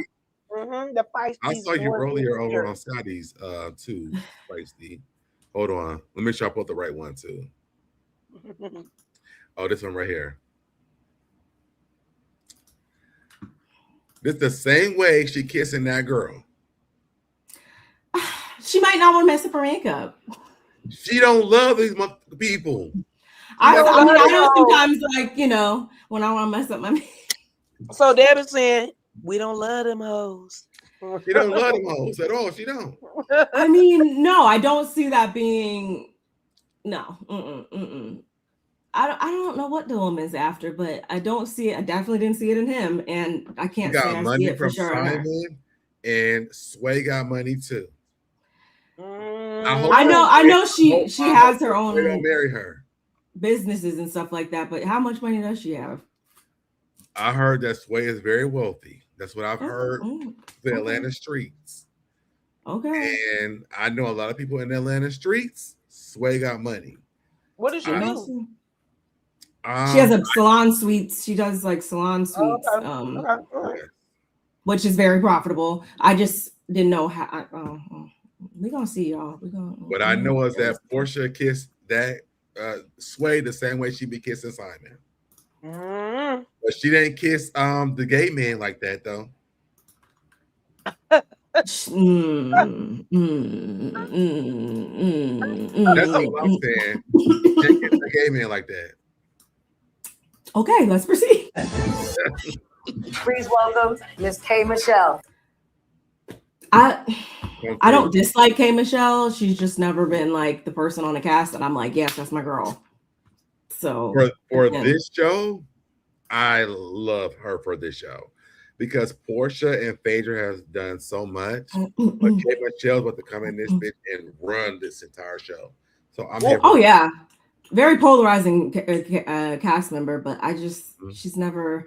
Well, we're about to. And I agree with what you said too, Bar. By the way, she's never been before like this. No, but for Housewives of Atlanta with Portia and Phaedra, we need a K. Michelle.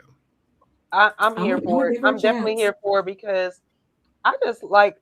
I liked her on. Of course, I loved her on Hip Hop, and then I also loved her on Marriage Boot Camp. I think it was. Yeah, I like the dynamic between her and her husband on there. Like I like seeing them. Yeah, she's good TV, and then to see her on, like you said, like on something like this, her being a wife, and her being older and more mature, and yeah, I think I'm with Sodeb. I'm here for it.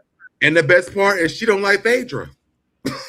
I'm cool with that. I'm cool. I'm open to it. I'm gonna be tweeting and reporting about this show every week because K. Michelle don't like Phaedra every week.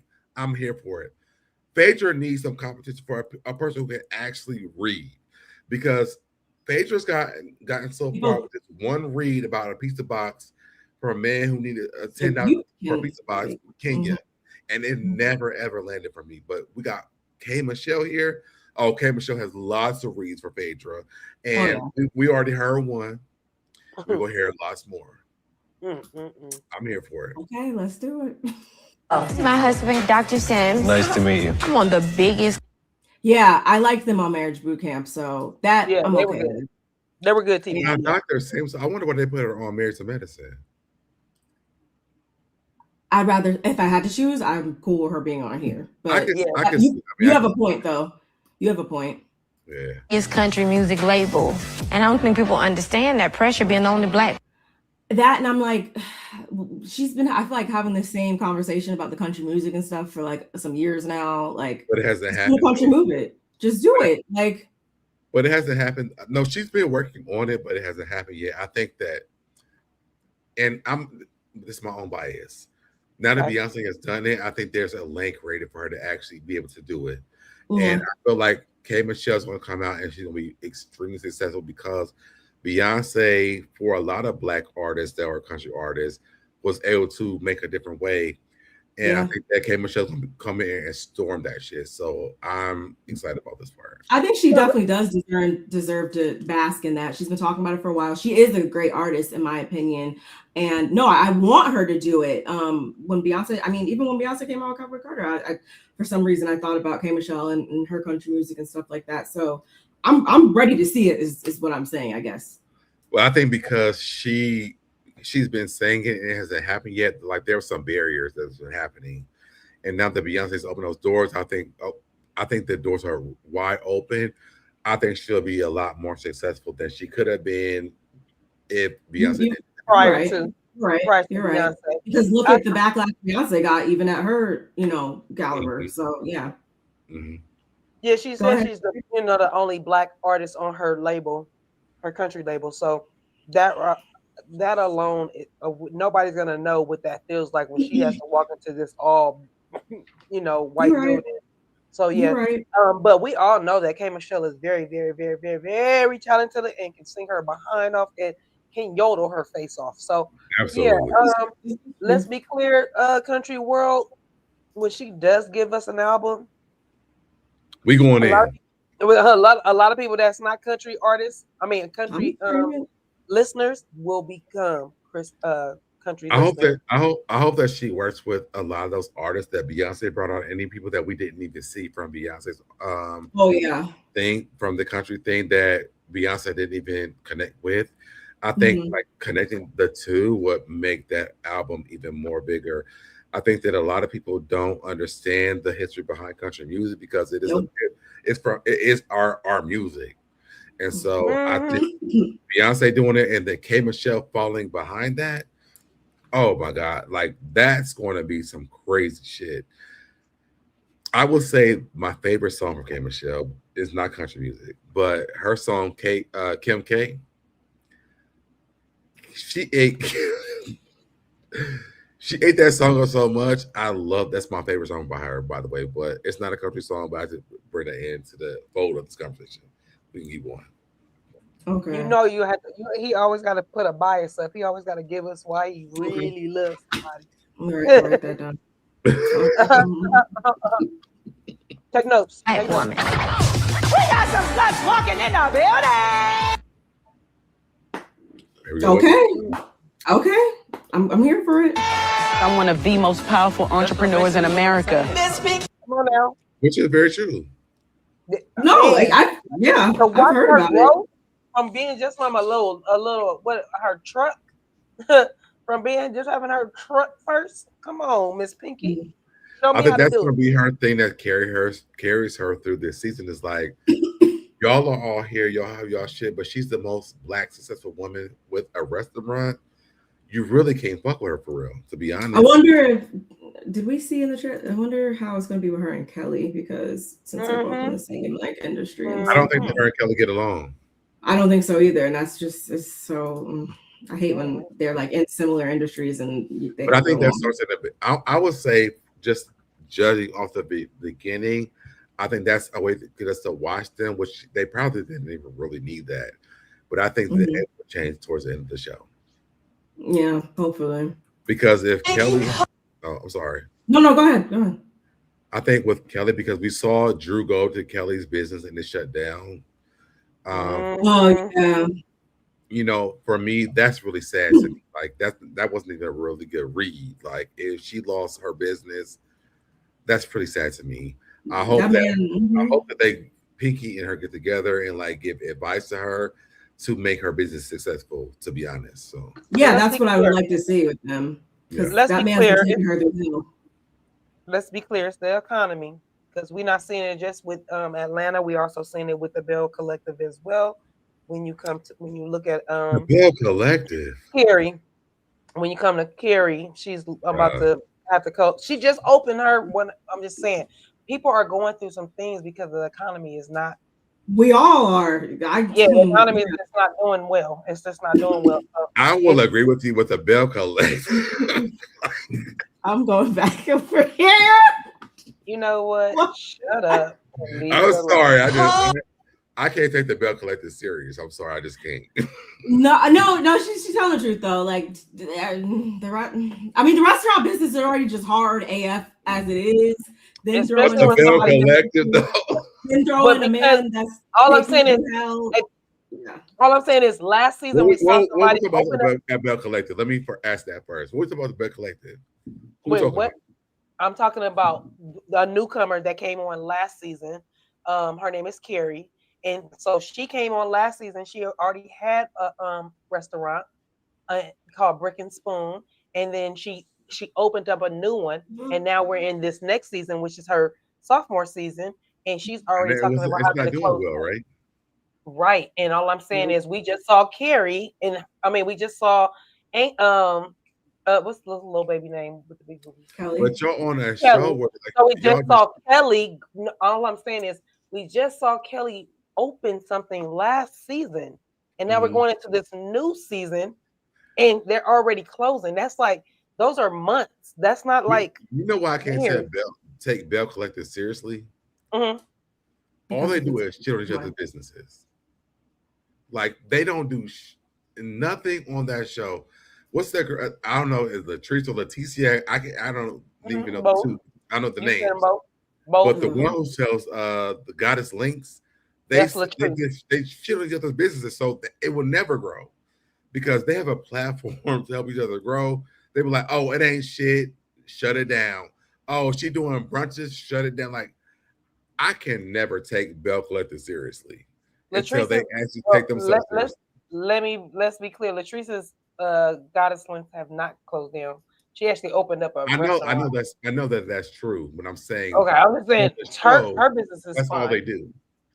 But I'm just saying how the economy is, and it's just crazy how Kelly is going through this. Just like you said, Drew chose to go live like a big dum-dum when somebody is going through something, when it's not I think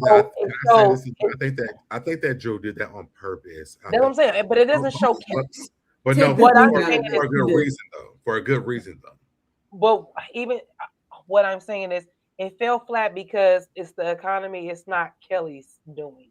Like it's different if it was, well, you know what? Kelly's food is not good. Kelly can't get the business to do with it. It's not that. And so when you go and try to be opening, I'm opening the door and I just was here a couple of weeks ago and woo up. Girl, shut up. Go on somewhere. But I think she was doing it to say like the doors are shut, where y'all at? And I feel like eventually like it will come to fruition what Drew was doing. I don't think that Drew is a bad person where she's trying to shut that, like be facetious about somebody's business. Drew is a very strategic person. If people haven't learned that throughout the years, she really is. And I feel like when she went there, she was like, "Oh, the door's not open." Well, I think eventually people be like, "Well, why not? Let's go over here to get some waffles and chicken or whatever." To me, that's what I personally. Yeah, no, I would have been like, "Girl, Kelly, why is this door open?" I wouldn't have got on my live. I would have called Kelly, like, "Kelly, what time are y'all opening today? Because I'm right here at your spot." Kelly would have been like, "No, but Kelly's not her people who come for her business. She's like, where are the people at? Like, it's shut down. Where y'all at? For me, that's what I thought. I thought it was like a marketing scheme. Okay. But I could be wrong. I built this $100 million brand behind. I'm used to seeing her with locks. I just remembered that too. Everybody keeps saying that. Yeah, I'm used to seeing her with locks. Every great man is an even better woman. Was that her man? I guess. I hope so. If that was her man, baby, let me tell you something. I'm tuning in every week. I don't know.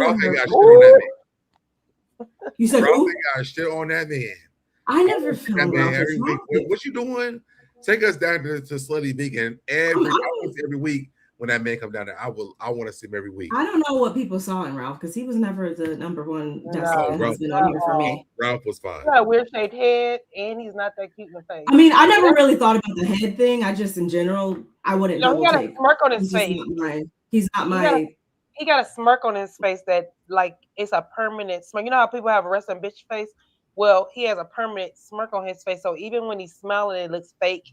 It looks like it hurts. It looks like it's uncomfortable. It looks like I never smile. I just got the, you know how Popeye has a certain look. It's not that he's being mean.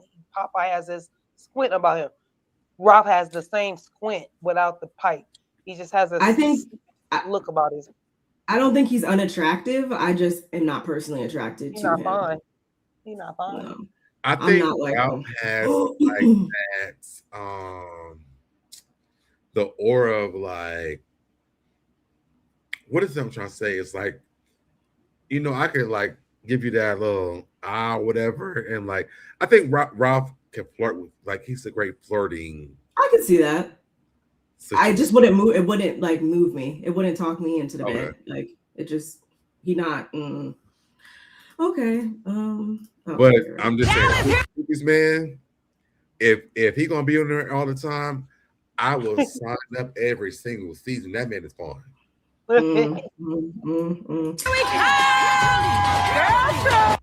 I'm not gonna lie, I was upset at first because I was like, are we really just going to Dallas? Like, I love Dallas, but like for real. And then I remember they went to Scotland too. They didn't show that though. Oh, they should have sent them to where's Angel from? From Potomac? She's from Louisiana. No, wait. Angel from Potomac. She lives in Colorado half time, and then they should have sent her to Colorado. Angel. I thought she's from Potomac area, and then she. You said they should have went to Colorado. Yeah, they should have sent her to Colorado to help her out with the business. We don't even talk about that trip. That fucking disaster ass trip. That doesn't even count as we act like that didn't even happen for her sake. It didn't happen. It did not happen. It didn't. Yeah, actually, what am I talking about? It didn't. The experience is still there for you. They should have tracked back with Angel and gave them the fly fishing experience with the food. The fly fish. And like let them have an experience with. Is it just me? Like obviously I love Beyonce. I love me a cowboy hat. Like I was very much in my cowgirl era for a while there. But I'm sick of like cowboy everything. Is it just me? Yeah, I thought that was done. Well, I would never say that because y'all know that I'm a Beyonce fan. And if Beyonce want to take us to space tomorrow, I'm gonna be a cowboy. Oh, I have on my space cowboy forever. So I'll do it forever, but I'm just sick of seeing like I just feel like everything is so equestrian on like every show and every like I don't know. I want to start going. It is a. I don't know what's the opposite of cowgirl. Like you're right though. Everybody got a horse. Like a mermaid stuff or something. Huh? Wait, what? The horse. Oh, expensive. But they are beautiful. This is beautiful.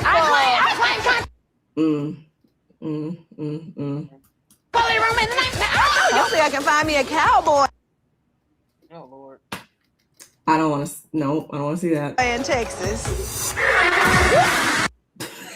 When this horse just jump at them, ooh, Lord. I am not trying to. Who was that fighting? Who was that? Who was that wasn't that Phaedra with the blonde hair? I'm pretty sure it was Phaedra. Who was that in the black? In the black? Yeah. I don't know can I rewind? That on the ground. I feel like that was Portia. I think it was Portia, yeah. Oh, because I talked to him. Say again? Because of that horse? Yeah. The horse is booked up and everybody and that's how you know Phaedra's not a really good friend. So you didn't put your damn friend down on the ground because the horse scared your ass. You put your friend down on the ground. Hey, it was maybe it was just an instant reflex. Maybe you ain't shit. Or that. I was trying to give her the benefit of the doubt.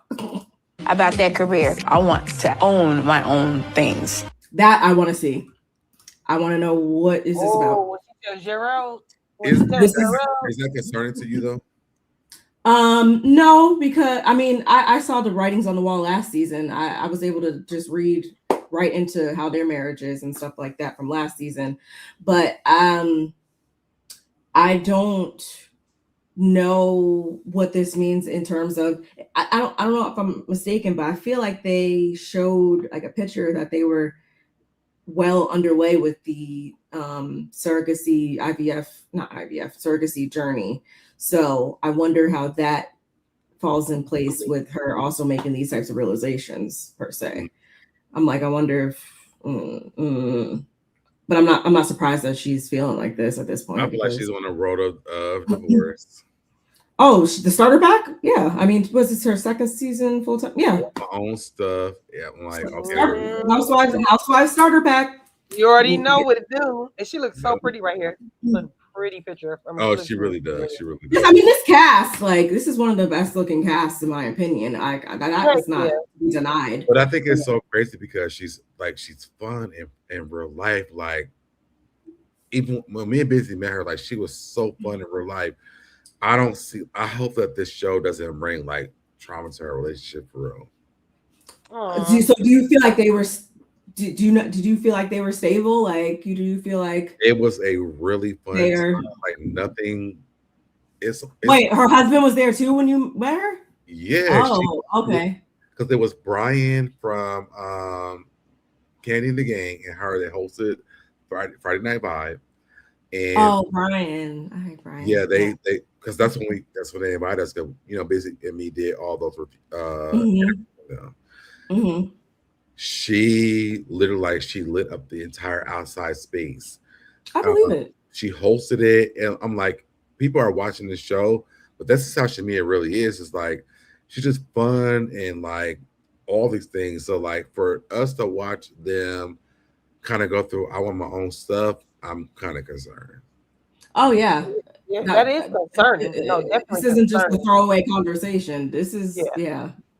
I hope everything works out in everybody's favor, whatever it is, because with the way people were picking up or feeling the way Gerald didn't seem like he was very hands-on because he has the money to pay for nanny and nanny right on nanny, nanny nurse and round the clock care and all that stuff. So with that all being said, I'm not gonna say there's a like a detachment or where it's not a bond between him and his baby, because I think there is. But when you hear other people talk or give their opinions, it could sway. I don't know. I remember giving my opinion very candidly last season when what was it, the air conditioner nanny thing, that situation. Yeah, I didn't hold no holds barred on this end when it came to that. I just hope that, like, if people do wind up, going down the divorce route, whoever it is, I hope it never is as a result, of the show or anything like that. Her kids are really, young and stuff like that. And I mean, no, before the show and anything like that, I never thought like twice about like their marriage or that it wasn't giving what she posts online, like, and stuff like that. I didn't have a reason to think anything. It's just, a couple things last season did make me kind of go, but not knowing the full context of what she's saying right here and just basing it off of what she just said. No, I think that everybody should have a little bit of something of their own, no matter if you're, single or with somebody. So I'm glad that she did come to this conclusion. I'm wondering, not to cut you off, sister, I'm wondering if it has something to do with Kandi. I mean, they're close. Everybody's seeing what he is going through right now. She's definitely a blueprint for what she's going through right now. And I'm sure they would be a fool not to, learn something from her situation, because we're going to get into what she says on Watch What Happens Live and stuff like that. But from what it looks like, though, I don't think it's bad to say that I wouldn't want to be in that position. I wouldn't want to be going through what she's potentially going through. Not to go through with Todd, like, so yeah, what do I do not to have that happen? Yeah, I kind of feel like that might have something to do with it, a little bit, maybe point in my life. I took my last $50,000 and bet on myself. Bet on yourself to do what? I don't know. She got 4 kids. That's all I could think about. Like, you mean the kids that she was buying, the 17-year-old, when she bought 17 bags? 17 bags, paying tuition, covering all the costs for the children in general right now. Still trying to move them into a bigger space. Business. I never am knocking Kelly, because I genuinely do think that man is taking her through hell, and she still is trying to show up, and be a mother and put food on the table every day. I think what she's going through is really real. So yeah, I'm eager to see what exactly what are we talking about here? Last 50K, huh? Not the last 50K, but go ahead. That's a scary thought, knowing you have kids. Truly the hardest year of my life. Are you serious? I need to know what this is about too. We know she lost her mom. What's going on here? And in the homes. So I think Angela was battling with her own personal stuff, still trying to repair. Well, not repair, but her and Charles, they just got back into a really, really good space after, that whole Madison Square Garden stuff and whatever. So what is this about? It could be about the sister too, the sister and all that, the daughter and their whole little situation. So yeah, it could be a number of things. Okay, maybe I did need to talk to you guys about this. This is okay. Maybe I'm warming up a little bit. You ever slept with a married man? No, I have not. You absolutely did. Pot. No, kettle. you did. broad. You stop projecting. I just I mean, not like who cares. Like that probably sounds wild, but like, Right, that is, but it's okay. We know what you're saying. It's not your business if she sleeps. Like, it's a classic thing. Exactly. Like, the people want black. That's my friend. Okay, so back to I don't care about this. What we were talking about? She had the flute. Now she got a gong. Phaedra. I don't care about this. I don't care about that, and I don't care about this. If she is, because she said that it was nothing going on between them last season.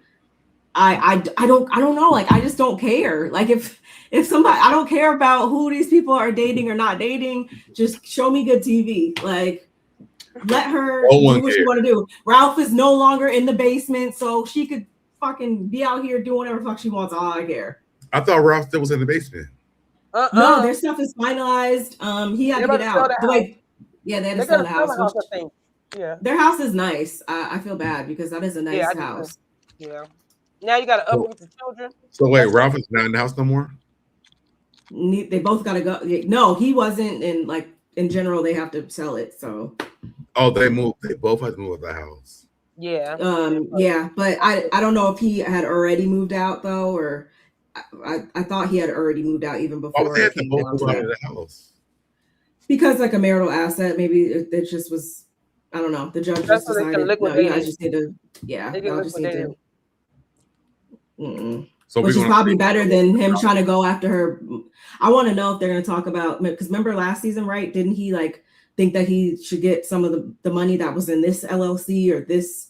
He was trying to be all weird about that. So I wonder if we're going to hear about how that all broke down, or if she did an interview or whatever. Because I'm curious to know, beyond y'all selling the house, like how did it all? What was the final word on it, on how everything got he was a bit decided. He was being a real butthole about it. What up, baby? Good to see you. He's in my DM. Black.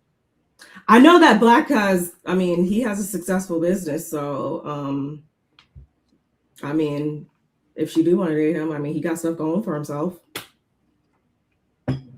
But is Drew going to date men or women? I mean, I think Portia and Drew is confusing to me. Drew, I didn't really buy, well, even if that was something with her and Ty, like I just no. Well, I see her. Ty and me said on Basketball that she was dating Jordan. Did either of you guys watch Mimi's interview with? Not yet. No, Carlos the King. No, I didn't watch it. Whose interview? Carlos the King and Mimi Foss. I watched that. I watched that. Okay, you will watch that, or you didn't, or you did watch it? I did watch that. Oh, okay, yeah. I didn't watch it yet. It was very interesting. Oh, I like these. I think the big takeaway from that, I mean, before you even watch it, was that Mimi said that she feels like that she didn't make it. Her and Stevie didn't make as much money as Jocelyn did, and she felt like because they brought Jocelyn on the show, they should have all made the same amount of money. That's what I could believe that. I mean, I seen Jocelyn responded, so I figured something was said, but I have to watch it. Yeah, Tip Miami from Love Hip Hop Miami responded to, and I'm like, why are you even talking about this? Huh? Go sit down. What? Tip from Miami. She I heard you. I'm confused as to what she was. I'm like, baby, you probably make like minimum wage. It's that because I thought she went back to dancing. So well, not only that, she's just never been a real cast member. She's never been a cast member. She's always a friend of. No, she was a real cast member, like her first or second season. Like, I think she was a cast member in the beginning. Is I think she still is one now too. I haven't watched in a while. Let me shut up. I do feel like what Mimi said was true though.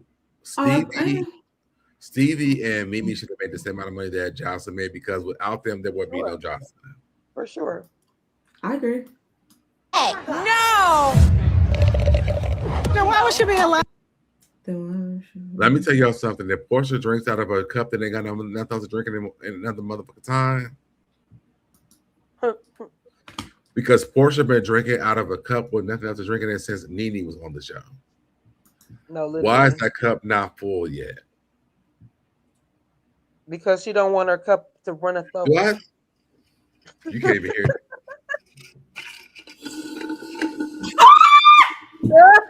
I start doing that all the time too, because like, why do we gotta keep hearing that? I'm like, it's That's just annoying. That is annoying. Lame as fuck to me at this point. Excuse me for my language, but it's just so lame. Like every season, like you ain't got nothing in your cup. I lie on you. Well, she doesn't like me. I mean, a lot. I'm like, a lot of people can say that. Like, what are you talking about? I like these glasses. Who is she talking about though? Yeah, the glasses was hot. Who is Phaedra talking about? Yeah. Shamia. Oh, so Shamia, K. Michelle, and Pinky don't like her. I'm cool with that. This gonna be a good season. Phaedra needs some bullying going on. I'm gonna say this, and don't take no disrespect to this. Phaedra needs bitches who don't like her on the show. Phaedra has gotten away with so much on Bravo that like not doing nothing. The girls should not like. I don't want to see girls come on like want to kiss Phaedra's ass. Yeah, don't kiss the pinky ring. K. Michelle don't need her. Pinky don't need her. Actually, Angela don't even need her. And there was another person y'all said that was on here. They don't need her. So I just would rather anybody else come back than her. Come here going. Well, I mean, you needed 10 for a pizza box. Baby, your time is done. Like, let it go and come to us with something else or get the fuck up out of here because I'm so sick of the Phaedra fandom. Phaedra has not done anything that was so spectacular that people drag her fandom on Bravo to me. And like, when you ask the question, no one can even answer the question because they're like, well, you know, she read Kenya down. Okay, but what else? She's so funny. She's so funny. She's not. I don't feel like, I don't know what they're watching. I really question what we are watching at that point because I cannot be watching the same show as them because I don't ever get that, ever. I haven't liked Phaedra. I haven't liked Phaedra since her and Kandi fell out. So that'll just tell you how long. Oh, yeah, that's like once they fell out, I was like, okay, girl, I'm good. Like her shtick doesn't move me, but for some odd reason, people are like, God, we need her back. Keep my name out your mouth. Don't you ever address me that. I feel like this is fake. Apparently, this got really bad. Yeah, that's what I heard the blog, but so that's Phaedra, and they're still going at it. That's K. Michelle and Drew. Or K.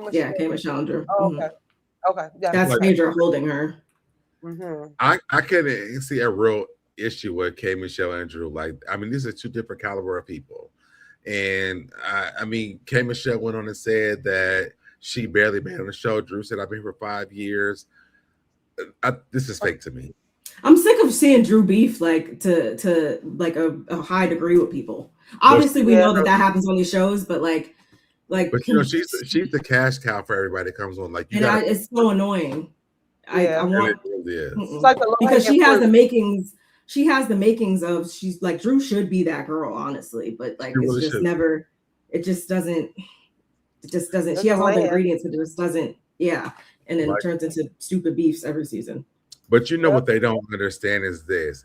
Most of the time, the main girls, the new girls come on to beef with Nene Leakes, but she's not there anymore. So y'all must feel like she's the main girl because y'all beef with her because why you not beef with Portia or whack-ass Phaedra? So the main girl must be Drew for y'all. That's what I'm saying. Drew should be really flipping that. Like, no, because they kiss the pinky rings on them other girls. They always brown nose. That's like Giselle. People coming on there and not on Potomac and not kissing Giselle's pinky ring. We could talk about that all day. Yeah, wait. Okay, I didn't realize the cup thing until you said something right now. I didn't realize it until rewatching it. I didn't even all think she about does is drink out of that cup. I didn't even think about how many times they showed it. Oh. I mean, Portia at every Nigerian man in Atlanta. Now she eating pussy. So, every Nigerian in Atlanta. I actually like that hair color. I would say that. Huh? If I like Phaedra, I would agree with you. I like the hair color. It doesn't necessarily. It could be on somebody else. I would agree with you if I like it itself. I didn't say she looked nice in it. I just. I'm agreeing with you. This is. Goddamn Lincoln, sit the down. We're going Come on, to be very well behaved. Say again. I'm agreeing with K. Michelle. We're gonna be very well behaved this season. Please don't, because K. Michelle doesn't do it, neither am I. I'm going to leave the show on purpose just so I can hate on Phaedra on every episode. Yeah, she's not going nowhere. So unfortunately, yeah, that's you got to. When every single time that Phaedra shows up, I'm going to tell you why I feel like she shouldn't be there. I did see that Drew, and speaking of Drew and K. Michelle, like they've still been like kind of going at it online too. So I feel like it's so fake that they're doing this. I hope so too. Like I hope it's just to drum up. I want K. Michelle to go on and argue with Phaedra. This is lame. Okay, girl, thank you for being the Lion King. Roar. And then she says, if I'm the Lion King, you are a yodeling hoop. Like, this is not a real beef. I hope it's not. Kissing with this. This is not some real beef. I hope it's not, because I was like, are y'all like for real? Like this is not who I want to go. Beef with Phaedra online. And that's my issue is when these people get on this show, on these shows, it seems like they just don't go after the right people ever. Like it's the total opposite person that we actually want to see their wigs get like tugged on. It's never the person that should get that. I feel Phaedra has been able to just fly by unscathed for seasons, and I just every dog has its day, right? Yeah. Phaedra didn't have 3 dogs in a day, so you know. Okay. How she got it, but she did. Okay, moving on. Yeah, I saw this. I was just like, oh my god. Anyway, I wanted to touch on. Oh, actually, we have to talk about Kenya. I forgot. Oh, I'm so sad about this. I feel sad about this too because it didn't have to be like this. It really didn't. So y'all, RHOA alum Kenya Moore ordered to pay. I'm gonna pull up something else because I didn't see 90K. You didn't see? It's like 87. That's 87. Mine said 80K. Now it's 90K. People were just rounding it up to 43,000 and then another 43,087 total. Okay. Kenya Moore appears to have fallen drastically behind on bills connected to her Atlanta-based hair spa. The Real Housewives of Atlanta alum has been ordered by a Georgia judge to fork over nearly $90,000 in unpaid rent and utilities for her Kenya Moore hair spa. Court records obtained by TMZ show her company, More Vision Media, was told to pay $43,988 by late February and another $43,988.67 by late March, totaling to $87,976 owed to the landlord. In addition, the judge ruled More Vision must continue paying approximately $5,000 a month in rent until it vacates the premises or otherwise resolves the lease dispute. The ongoing legal battle stems from a lawsuit filed by the property owner, Northland Chambly LLC, which claimed Moore's business stopped paying rent in December 2024 and also failed to cover utility costs under the lease a few weeks after the judge's latest ruling. The landlord said Moore's company missed its first payment deadline and moved to demand possession of the property. However, the court has not yet ruled on that eviction. Moore's spa debut was documented during season 6. Yeah. Okay. So, I think it might be true, but she kind of, I never was up in arms about this because she kind of touched on this when she was briefly making those videos on her channel. Mm-hmm. She said that and because I know for a fact that there is I don't remember the type of lease by name, but I know there's a type of lease where if you do certain improvements to a commercial property, there is that money and they have to get to her. Yes. But that doesn't mean you're not supposed to. Like they could also, come back and be like, you're not paying. It could turn into a mess. report with them about. I feel like we hear this like quarterly about her owing from them, and then it comes back where she doesn't owe it. I feel like she's having a battle with the landlord because she upgraded that space and they owe her from this, but they haven't paid her back. She's not paying them back, and so they're going back. It's like that's literally how I see it. So I never really got up in arms about it, but I mean, at the same time, can I believe though that there could be some financial distress going on in her life? Absolutely. I definitely could. And it all comes back to she should not have pulled that stunt in her place of business because she's no longer on a show now that can be used to market her business. Like she really fumbled the bag on that one. I hope she negotiates the F out of her contract when it comes to that show. Yeah, they want to bring her back the next season. Now that all that stuff with, we haven't brought this up yet, but no, not yet. She better negotiate the hell of her contract because they screwed her over. Yeah, and I wonder if there's like a non-compete or anything. I mean, she was making what, like at least like 1.52 million already. So yeah, it needs to be nothing less. Leaks money when I come. Y'all screwed me over for 2 years, for 2 seasons. I didn't need Nick's money when I come back because y'all should have known better. To me, it doesn't make sense to me because she went on to say that wasn't even her. She wasn't even there for the part where they exposed those photos of her. But that y'all took me off the show and y'all let her file this report on me. I want Nene Leakes money when I come back. So stupid. It's so stupid. And I deserve that. No, yeah, I really feel like they were already just waiting, looking for a reason to get rid of her. I feel like for whatever reason they didn't really care too much for her. And can I just say, could you imagine Kenya Moore and K. Michelle on the same show? Ooh, yikes! Now that might be interesting. That would drive the ratings through the roof, especially if they didn't even like each other. I would hope that they would get along for the Hey, Michelle. You couldn't even make that shit up. I can see that. Wow, y'all. So this also came down the pipeline. Shout outs to my brother for sending me this. As it states, Brittany Eadie voluntarily withdraws $20 million RHOA lawsuit.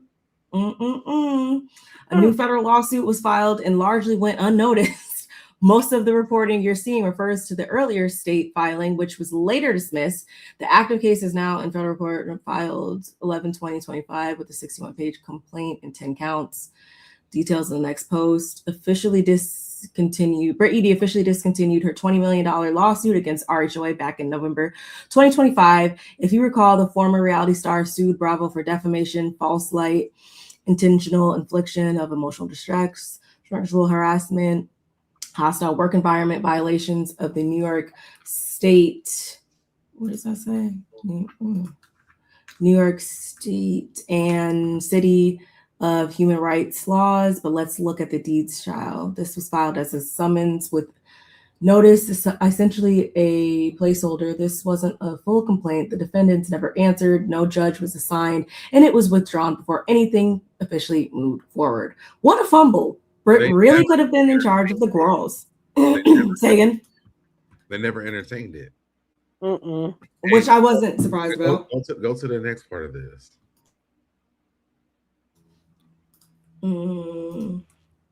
Click on that button. Yep, right there. Siri Play, I Changed My Mind by Keisha Cole, because it looks like Britt Eadie has withdrawn her $20 million lawsuit she filed against RHOA back in 2025.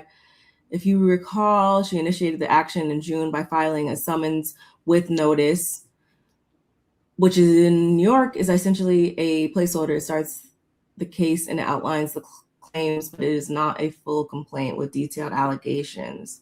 Here's what the docket reflects. Summons with notice filed in June, no full complaint ever filed, no answer from defendants, no motions to dismiss, no notice of appearance, no judge ever assigned, November 2025, voluntary discontinuance at her request. Yeah, this never reached active litigation. The court was never engaged. No rulings were made.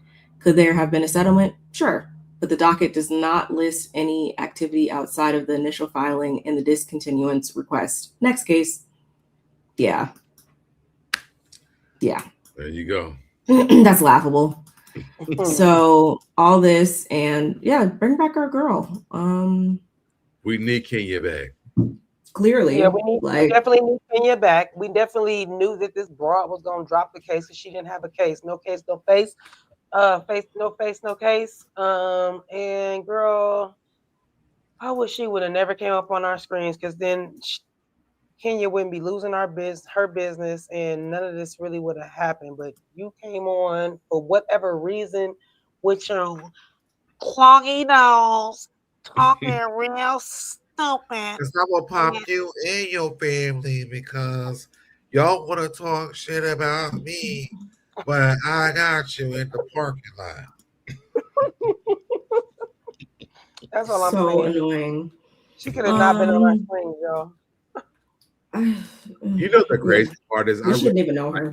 For real, to be honest. I thought that she would have been a great person if she wasn't so gaslit from her own shit that she had going on.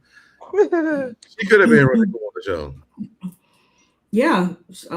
Talk about, like I said, a fumble. And I feel like to blow her nose before she even got on, so we could have actually had a good show. She would have to have a nose to blow a nose. So because she don't really have a nose, she can't blow something she doesn't really have. Okay? no nose, no real marriage, no money. That's just a mess. A fucking mess. Oh my God. I don't know if you guys caught Watch What Happens Live the other night. But I did watch with Kandi. Kandi and Dr. Mimi were up there, and she spoke a little bit about her, like the divorce and stuff like that. But of course, she's not going to give us 100% of it. She's going to, use that on her own platform, if anything. But I wanted to just hit on this real quick. Before you go here, we get into this. How do you feel about Dr. Mimi? I love Dr. Mimi. Okay, me too. All right. Okay. I did. Like, okay. Sure. I love Dr. Mimi. I don't understand why people are so mad at her all the time. She just calls like she sees it. She calls it like she sees. They keep on saying like she tries to diagnose everybody. I'm like, I mean, she probably should, but I like her though. I do like her a lot. I do. It's ridiculous. And I love her husband, but I really like them. I'm very grateful that they were being transparent enough to want to come on this show and share. Like, that's really their real life. And a lot of people were like, yeah. And people think that they're using him. And I'm like, I work with kids that are that have autism, and the way that they work with their kid is so amazing to watch on national television, because it also, for me, makes me think about, what other parents probably need to see how they do this. And I love the dynamics of them, because, sometimes it's both of them, sometimes it's one or the other. I wish they would show, and the daughter, like, she gets a break from him as well. But I wish that they would show that in a school system when they take the kids to school, so that they could understand how the dynamics look, for people to understand, like, your child is at school with a kid who has autism. It don't always work this way. I watched something else today where this girl, she has Tourette's. I don't know if you saw that. Did you see that? I haven't.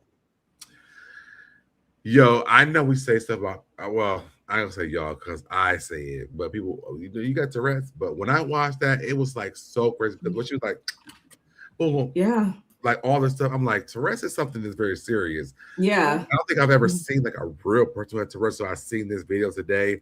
They were talking about it's a DD, something that with what's the guy's name from Black Panther? Oh, I seen that at the awards show. Yes. Yeah. I seen that. Michael B. Jordan and all that. And well, I can't remember the other man's name. I can't. He's a legend, but I can't remember his name right now. But yeah, I saw that. But outside of that, so there was a girl who commented who had Tourette's, and when I say that baby girl had Tourette's for real, I'm like, I don't think I knew that was Tourette's for real. but I understand it because she explained it as she was making comments over the guy in the crowd that said the negative words towards what is that guy's name? Del Orlando and Michael B. Jordan, that they were up there presenting the award. Mm-hmm. Yeah. So I guess the guy said something racial towards them in that, but she was like, I mean, baby girl was going off. She was flicking you off, talking shit about you, but she's also explaining at the same time. I thought I saw people with Tourette's, but I didn't see it like that. Oh yeah, I always think back to like I used to love the show True Life when I was a kid, and I think about the episode that they had, and it was like True Life, I have Tourette's, and I remember like just seeing the day-to-day life with the people that were dealing with it on that show. Yeah, it's there's nothing glamorous about it. There's nothing. You don't know. Very interesting, and it's something that if you haven't seen it, you wouldn't believe it until it actually happens. Y'all know that my granddaughter has autism.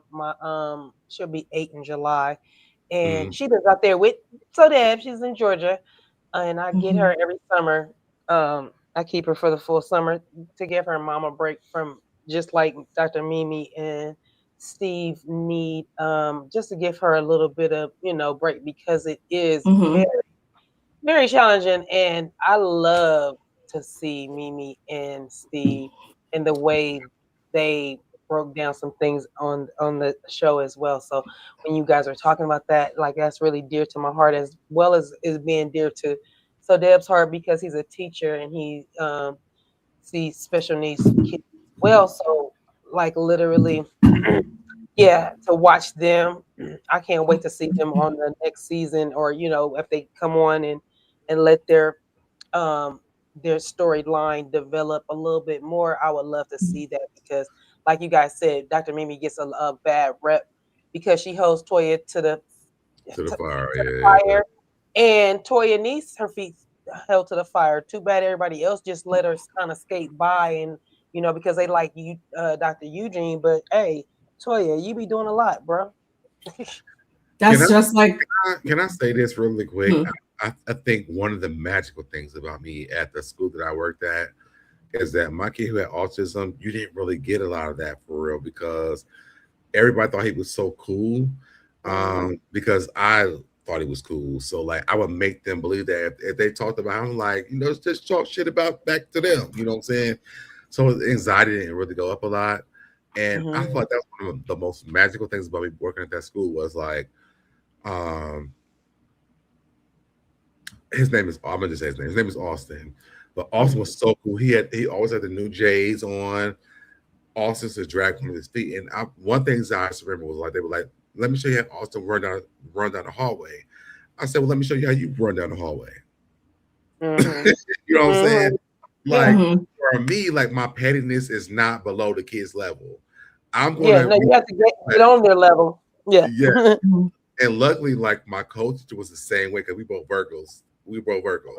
So I was like, oh, so you want to see how Austin run the hallway? Let me show you run the hallway. We like.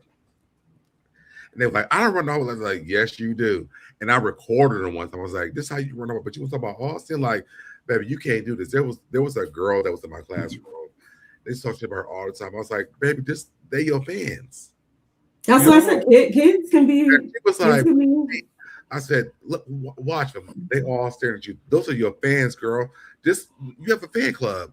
When I tell you that girl ate them up every day, she was like, oh, my fans. Gave him something to look at. Now. They stopped looking at her. Like, I mean, if they gonna keep looking at you, those are your fans. You know what I'm saying?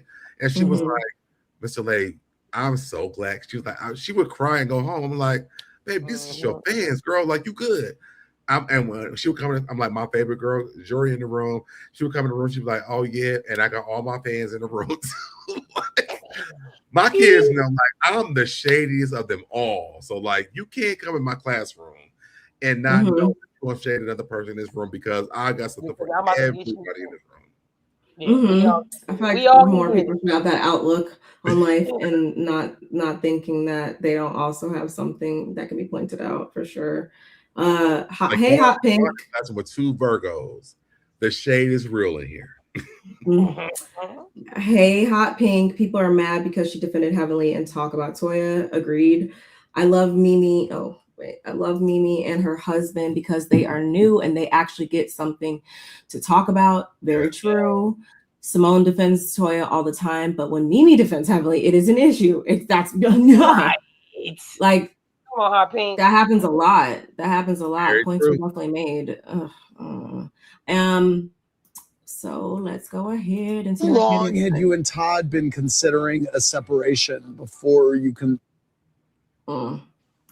Before you decided it was the right decision? Oh no, it happened like in July.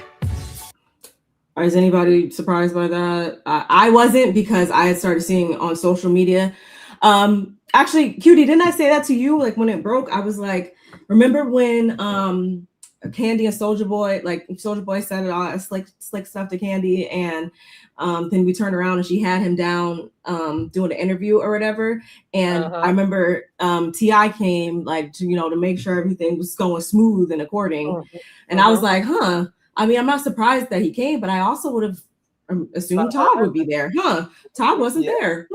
Interesting. Yeah. So this doesn't surprise me that this dates back to July. In July was when I was like, oh yeah, nah, I can't do this no more. Yeah. I wasn't shocked about that at all.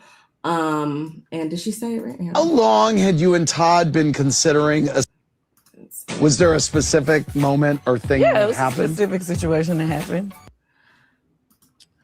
Wasn't it Giovanna who said that Todd gets in? Giovanna from Clark. Yeah. No, she was that bitch. That bitch. I watched that clip like 2 days ago.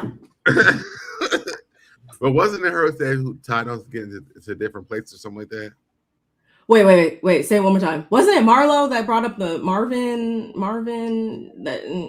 Say it again. She said that Todd knows how to get into like different places or something like that.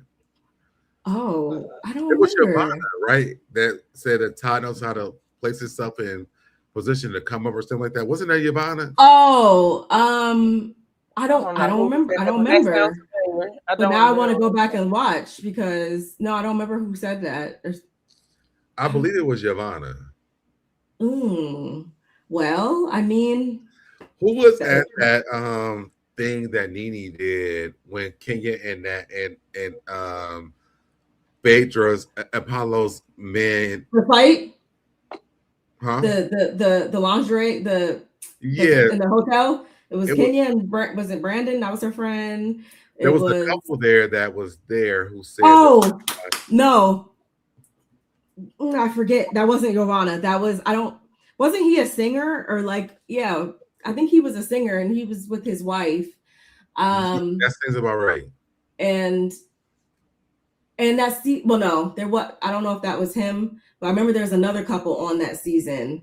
And if you look back at the clip, old boy was actually hiding behind his wife when the whole fight broke out. I don't remember his name though. Yeah, that definitely wasn't Ronnie from New Edition. Yeah, I don't think that's because that's what you're talking about, Giovanna. I thought it was Giovanna, but maybe it wasn't her. No, that wasn't her. She wasn't at that. Giovanna, that happened. She came later. She came right when Eva came on the show, and that fight episode was that was a couple seasons before that. So I don't remember who that was, but I'll play this in the meantime. I'm not talking about on Watch What Happened. Okay, all right. We know. Okay. What is your current relationship or nature of communication? Inquiring minds would like to know. Was there a specific? So we've been going back and forth through the whole divorce thing. So of course, keeping it very professional. Sometimes our conversations can get a little intense, but a little intense. If you ain't paying no bills around this motherfucker, it's gonna be a lot more than a little intense. She better than me. That was her trying to, say it there. I always going off on him, but he deserved it. but and does. But for the most part, you know, even if we argue, we still, you know, try to be nice to each other. You're co-parenting. Yeah. Which is why around the holidays we were still seeing them together, the kids' birthdays and stuff like that. I mean, yeah, if y'all can do that, then good. But if their dad is being ain't shit, their dad ain't being shit. Like, yeah, when their kids are young, like their kids are, like when you're like 6 and under, you can do that. When they get like 8, 9, 10, you can't do that. That co-parenting becomes like, we ain't doing holidays together. You either spend it with dad, or you're gonna spend this day with me, and then you're gonna go see your dad later on. It always gets split up. But when I've seen it both ways. I mean, it can happen. I'm not saying it can't. I'm just saying, but when when they're smaller, you tend to want to do the holidays together and not split them up, because at some point when you're 8, between 7, 8, 9, 10, you're able to talk to that kid and tell them exactly what's going on, instead of when they're like 4 and 5, or between 3 to 6. It's a little harder for them to say whose house, my house, your mama's house, and your daddy's house. Like, wait, what? So that's what I mean. Right now they have no choice for it to be together, just to be together though, because he ain't got no house to go to anyway. So of course everything's gonna be thrown by her and in her house. I think that was in their divorce decree. Daddy ain't got no house. I think that was in a divorce decree though, that until the third they had got all the way divorced, that he would go to the guest house. But it was only for like 30 days or something like that. And or 60 days, something like that. He's beyond the time. He's way beyond and that. He still hasn't been contributing like at all, which is crazy to me. Yeah, that's nuts. Yeah, we're co-parents, and I mean, so but I feel like once we're done with this, Kandi always has a very unique way of thinking, I feel like. I really feel that we'll be able to be great co-parents. I mean, that's the goal, right? I mean, I respect her for thinking that, but I don't know what it's going to shake out to be. Because our ultimate goal is to make sure that all of our kids are happy and that they don't feel the blunt of our drama. I noticed how she fed all of her kids too.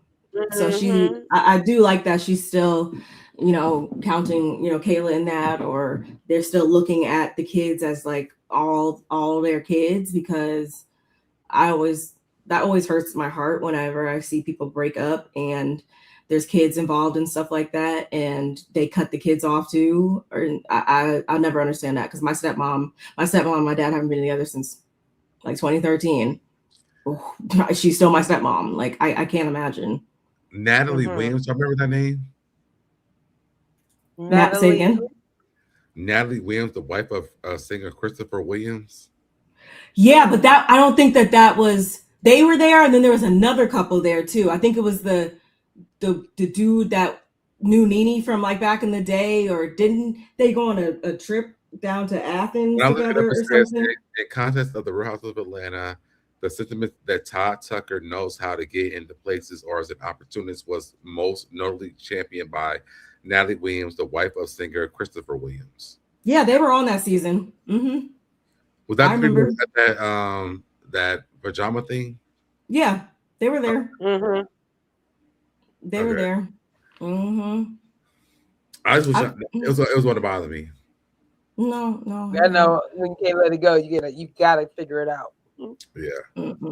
Out contesting it. No, well, he actually isn't contesting. Oh, he isn't. Interesting. Hopefully it stays that way. He threatened to contest it. Okay. So it said that if we do not come to terms, that they feel that they have a way to contest it. So I like that she clarified that. Do you have more of this? What? This of her talking about this? No, this is the only clip. Why? No. Because he's saying that. So what I talked about earlier today was she's saying that they're not even battling about the prenup or nothing like that. Like it's a smooth sailing. Yeah. Wait, you said that she said that or he said that? She said that. That's basically what she's saying now. Is like it's not as. But they on there saying that Todd is battling with her about stuff. I think she. Hold on, let me. Oh, I think that is the misunderstanding of now contest. Yeah, like she's saying it's a misunderstanding. People are thinking that he's contesting it and causing all these issues when in all actuality, the lawyers have said if we don't come to an agreement, then he'll be contesting it or then there'll be issues or whatever. But I think that they're just waiting to agree on something and still being patient right now is what I took from it. Well, I'll be right back, y'all. Okay. Okay, dope. Testing it. No, well, he actually isn't. Standing of the internet is like we've never actually had conversations. Yeah. So do I think it's as cheery as she's kind of low-key making it or whatever? No, because I still don't like trust his motives, because why aren't you paying anything? And I wish Andy would have asked her about that, because that's something that her team like put out there or whatever, and said that he hasn't been paying the utilities or anything like that. There's no mortgage, I know, because she paid for it in cash, but he hasn't been contributing to anything, even with the kids. So I was kind of surprised that still bills going on. Yeah, and they're still like they would be those lights would be cut off if it was up to me. Without it being anything other than what, right? You know what I'm saying? So Yes. it's like, Everything would be cut off in that motherfucker. Locks would be changed. you know, he's like, well, I don't want people to feel that I'm standing. People to feel that I'm like, well, people feel that way because your lawyer put in. Yes. I don't. Yes. I've got people. That part. Yeah. That was basically it. But I mean, she's obviously, I don't expect her to come out there and disparage him or nothing like that. But I still feel like there's a tougher road ahead of them. I don't see this being like. I feel like this is going to get like contentious. I really do. There's too much money involved. I feel like. I think that Todd, as frugal as he is, he ain't gonna let an opportunity pass him up. And this, in his eyes, is an opportunity. I don't know who he's talking to, because somebody should be advising him, like, you know what, you need to, in order for this to work and you guys to be, able to co-parent and be on good terms, just stand down and let her do what she needs to do. You're not gonna come out broke. She's not gonna give you zero. She's not gonna be unfair to you. Y'all came into some things when y'all got married. You made money after y'all got married, but things that happened before you got married, you're not entitled to. And that's just common sense. Yeah. I mean, I hope for the best, obviously, but I don't see him going back to punching nobody's clock. Like, I don't see him, not wanting to, like, what did freaking Denzel say? I'm leaving here with something. Like, I don't think, I don't see it shaking out any other way. I hope it doesn't get too petty though, because of obviously the kids and stuff like that. Right. But I can also see him. I don't think she didn't say anything about him allegedly asking for full custody of the kids or whatever. I just don't see that ever being anything that would be done without like that. There's malice behind that. Like that's definitely him wanting to use those kids for child support. I feel like I don't feel like he would just do that out of the kindness of his heart. Like I feel like there's motives behind everything. Like I do. Well, I guess we're gonna have to find out. Wait to see. How we sure are. We sure are. But that's really like all the main big things I wanted to talk about. I know we've been up here for quite a bit, but yeah, that's that's all like the big things I want to talk about, really. Unless you have something else. I know Deb said he'd be right back. But yeah, that's really all I got right now. I enjoyed That was a discussing lot. things. I know. We spent a lot more time on certain things. So I hope you guys enjoyed. I still need you guys to, of course, like the video. We are streaming from all of our channels and different areas and stuff like that. So make sure you're commenting, you're subscribing, you're sharing us with your people. You have that notification bell on. We've talked about a lot of different things today. So I really would love to continue the conversation in our comment sections, y'all. Thank y'all for watching. I see collectively we've had like 55 people roughly in here. So shout outs to all of you guys. And yeah, that's all I got. That's all I got. Yeah, we see you guys on the next one. Hopefully, well, of course, before April, before Rolla come back. But y'all check us out. Y'all go check out our old content, some more new content. The documentary, me and Barb, we talk about the documentary. You can go back and check it out on either one of our channels. And if you want to find out a little bit more detail about Mary Cosby, if you did not watch the documentary, we did break a little bit of it down for you. Yes. Rest in peace to Robert Jr. And yeah, we'll catch you guys in the next one. Yeah. Bye. Bye, guys.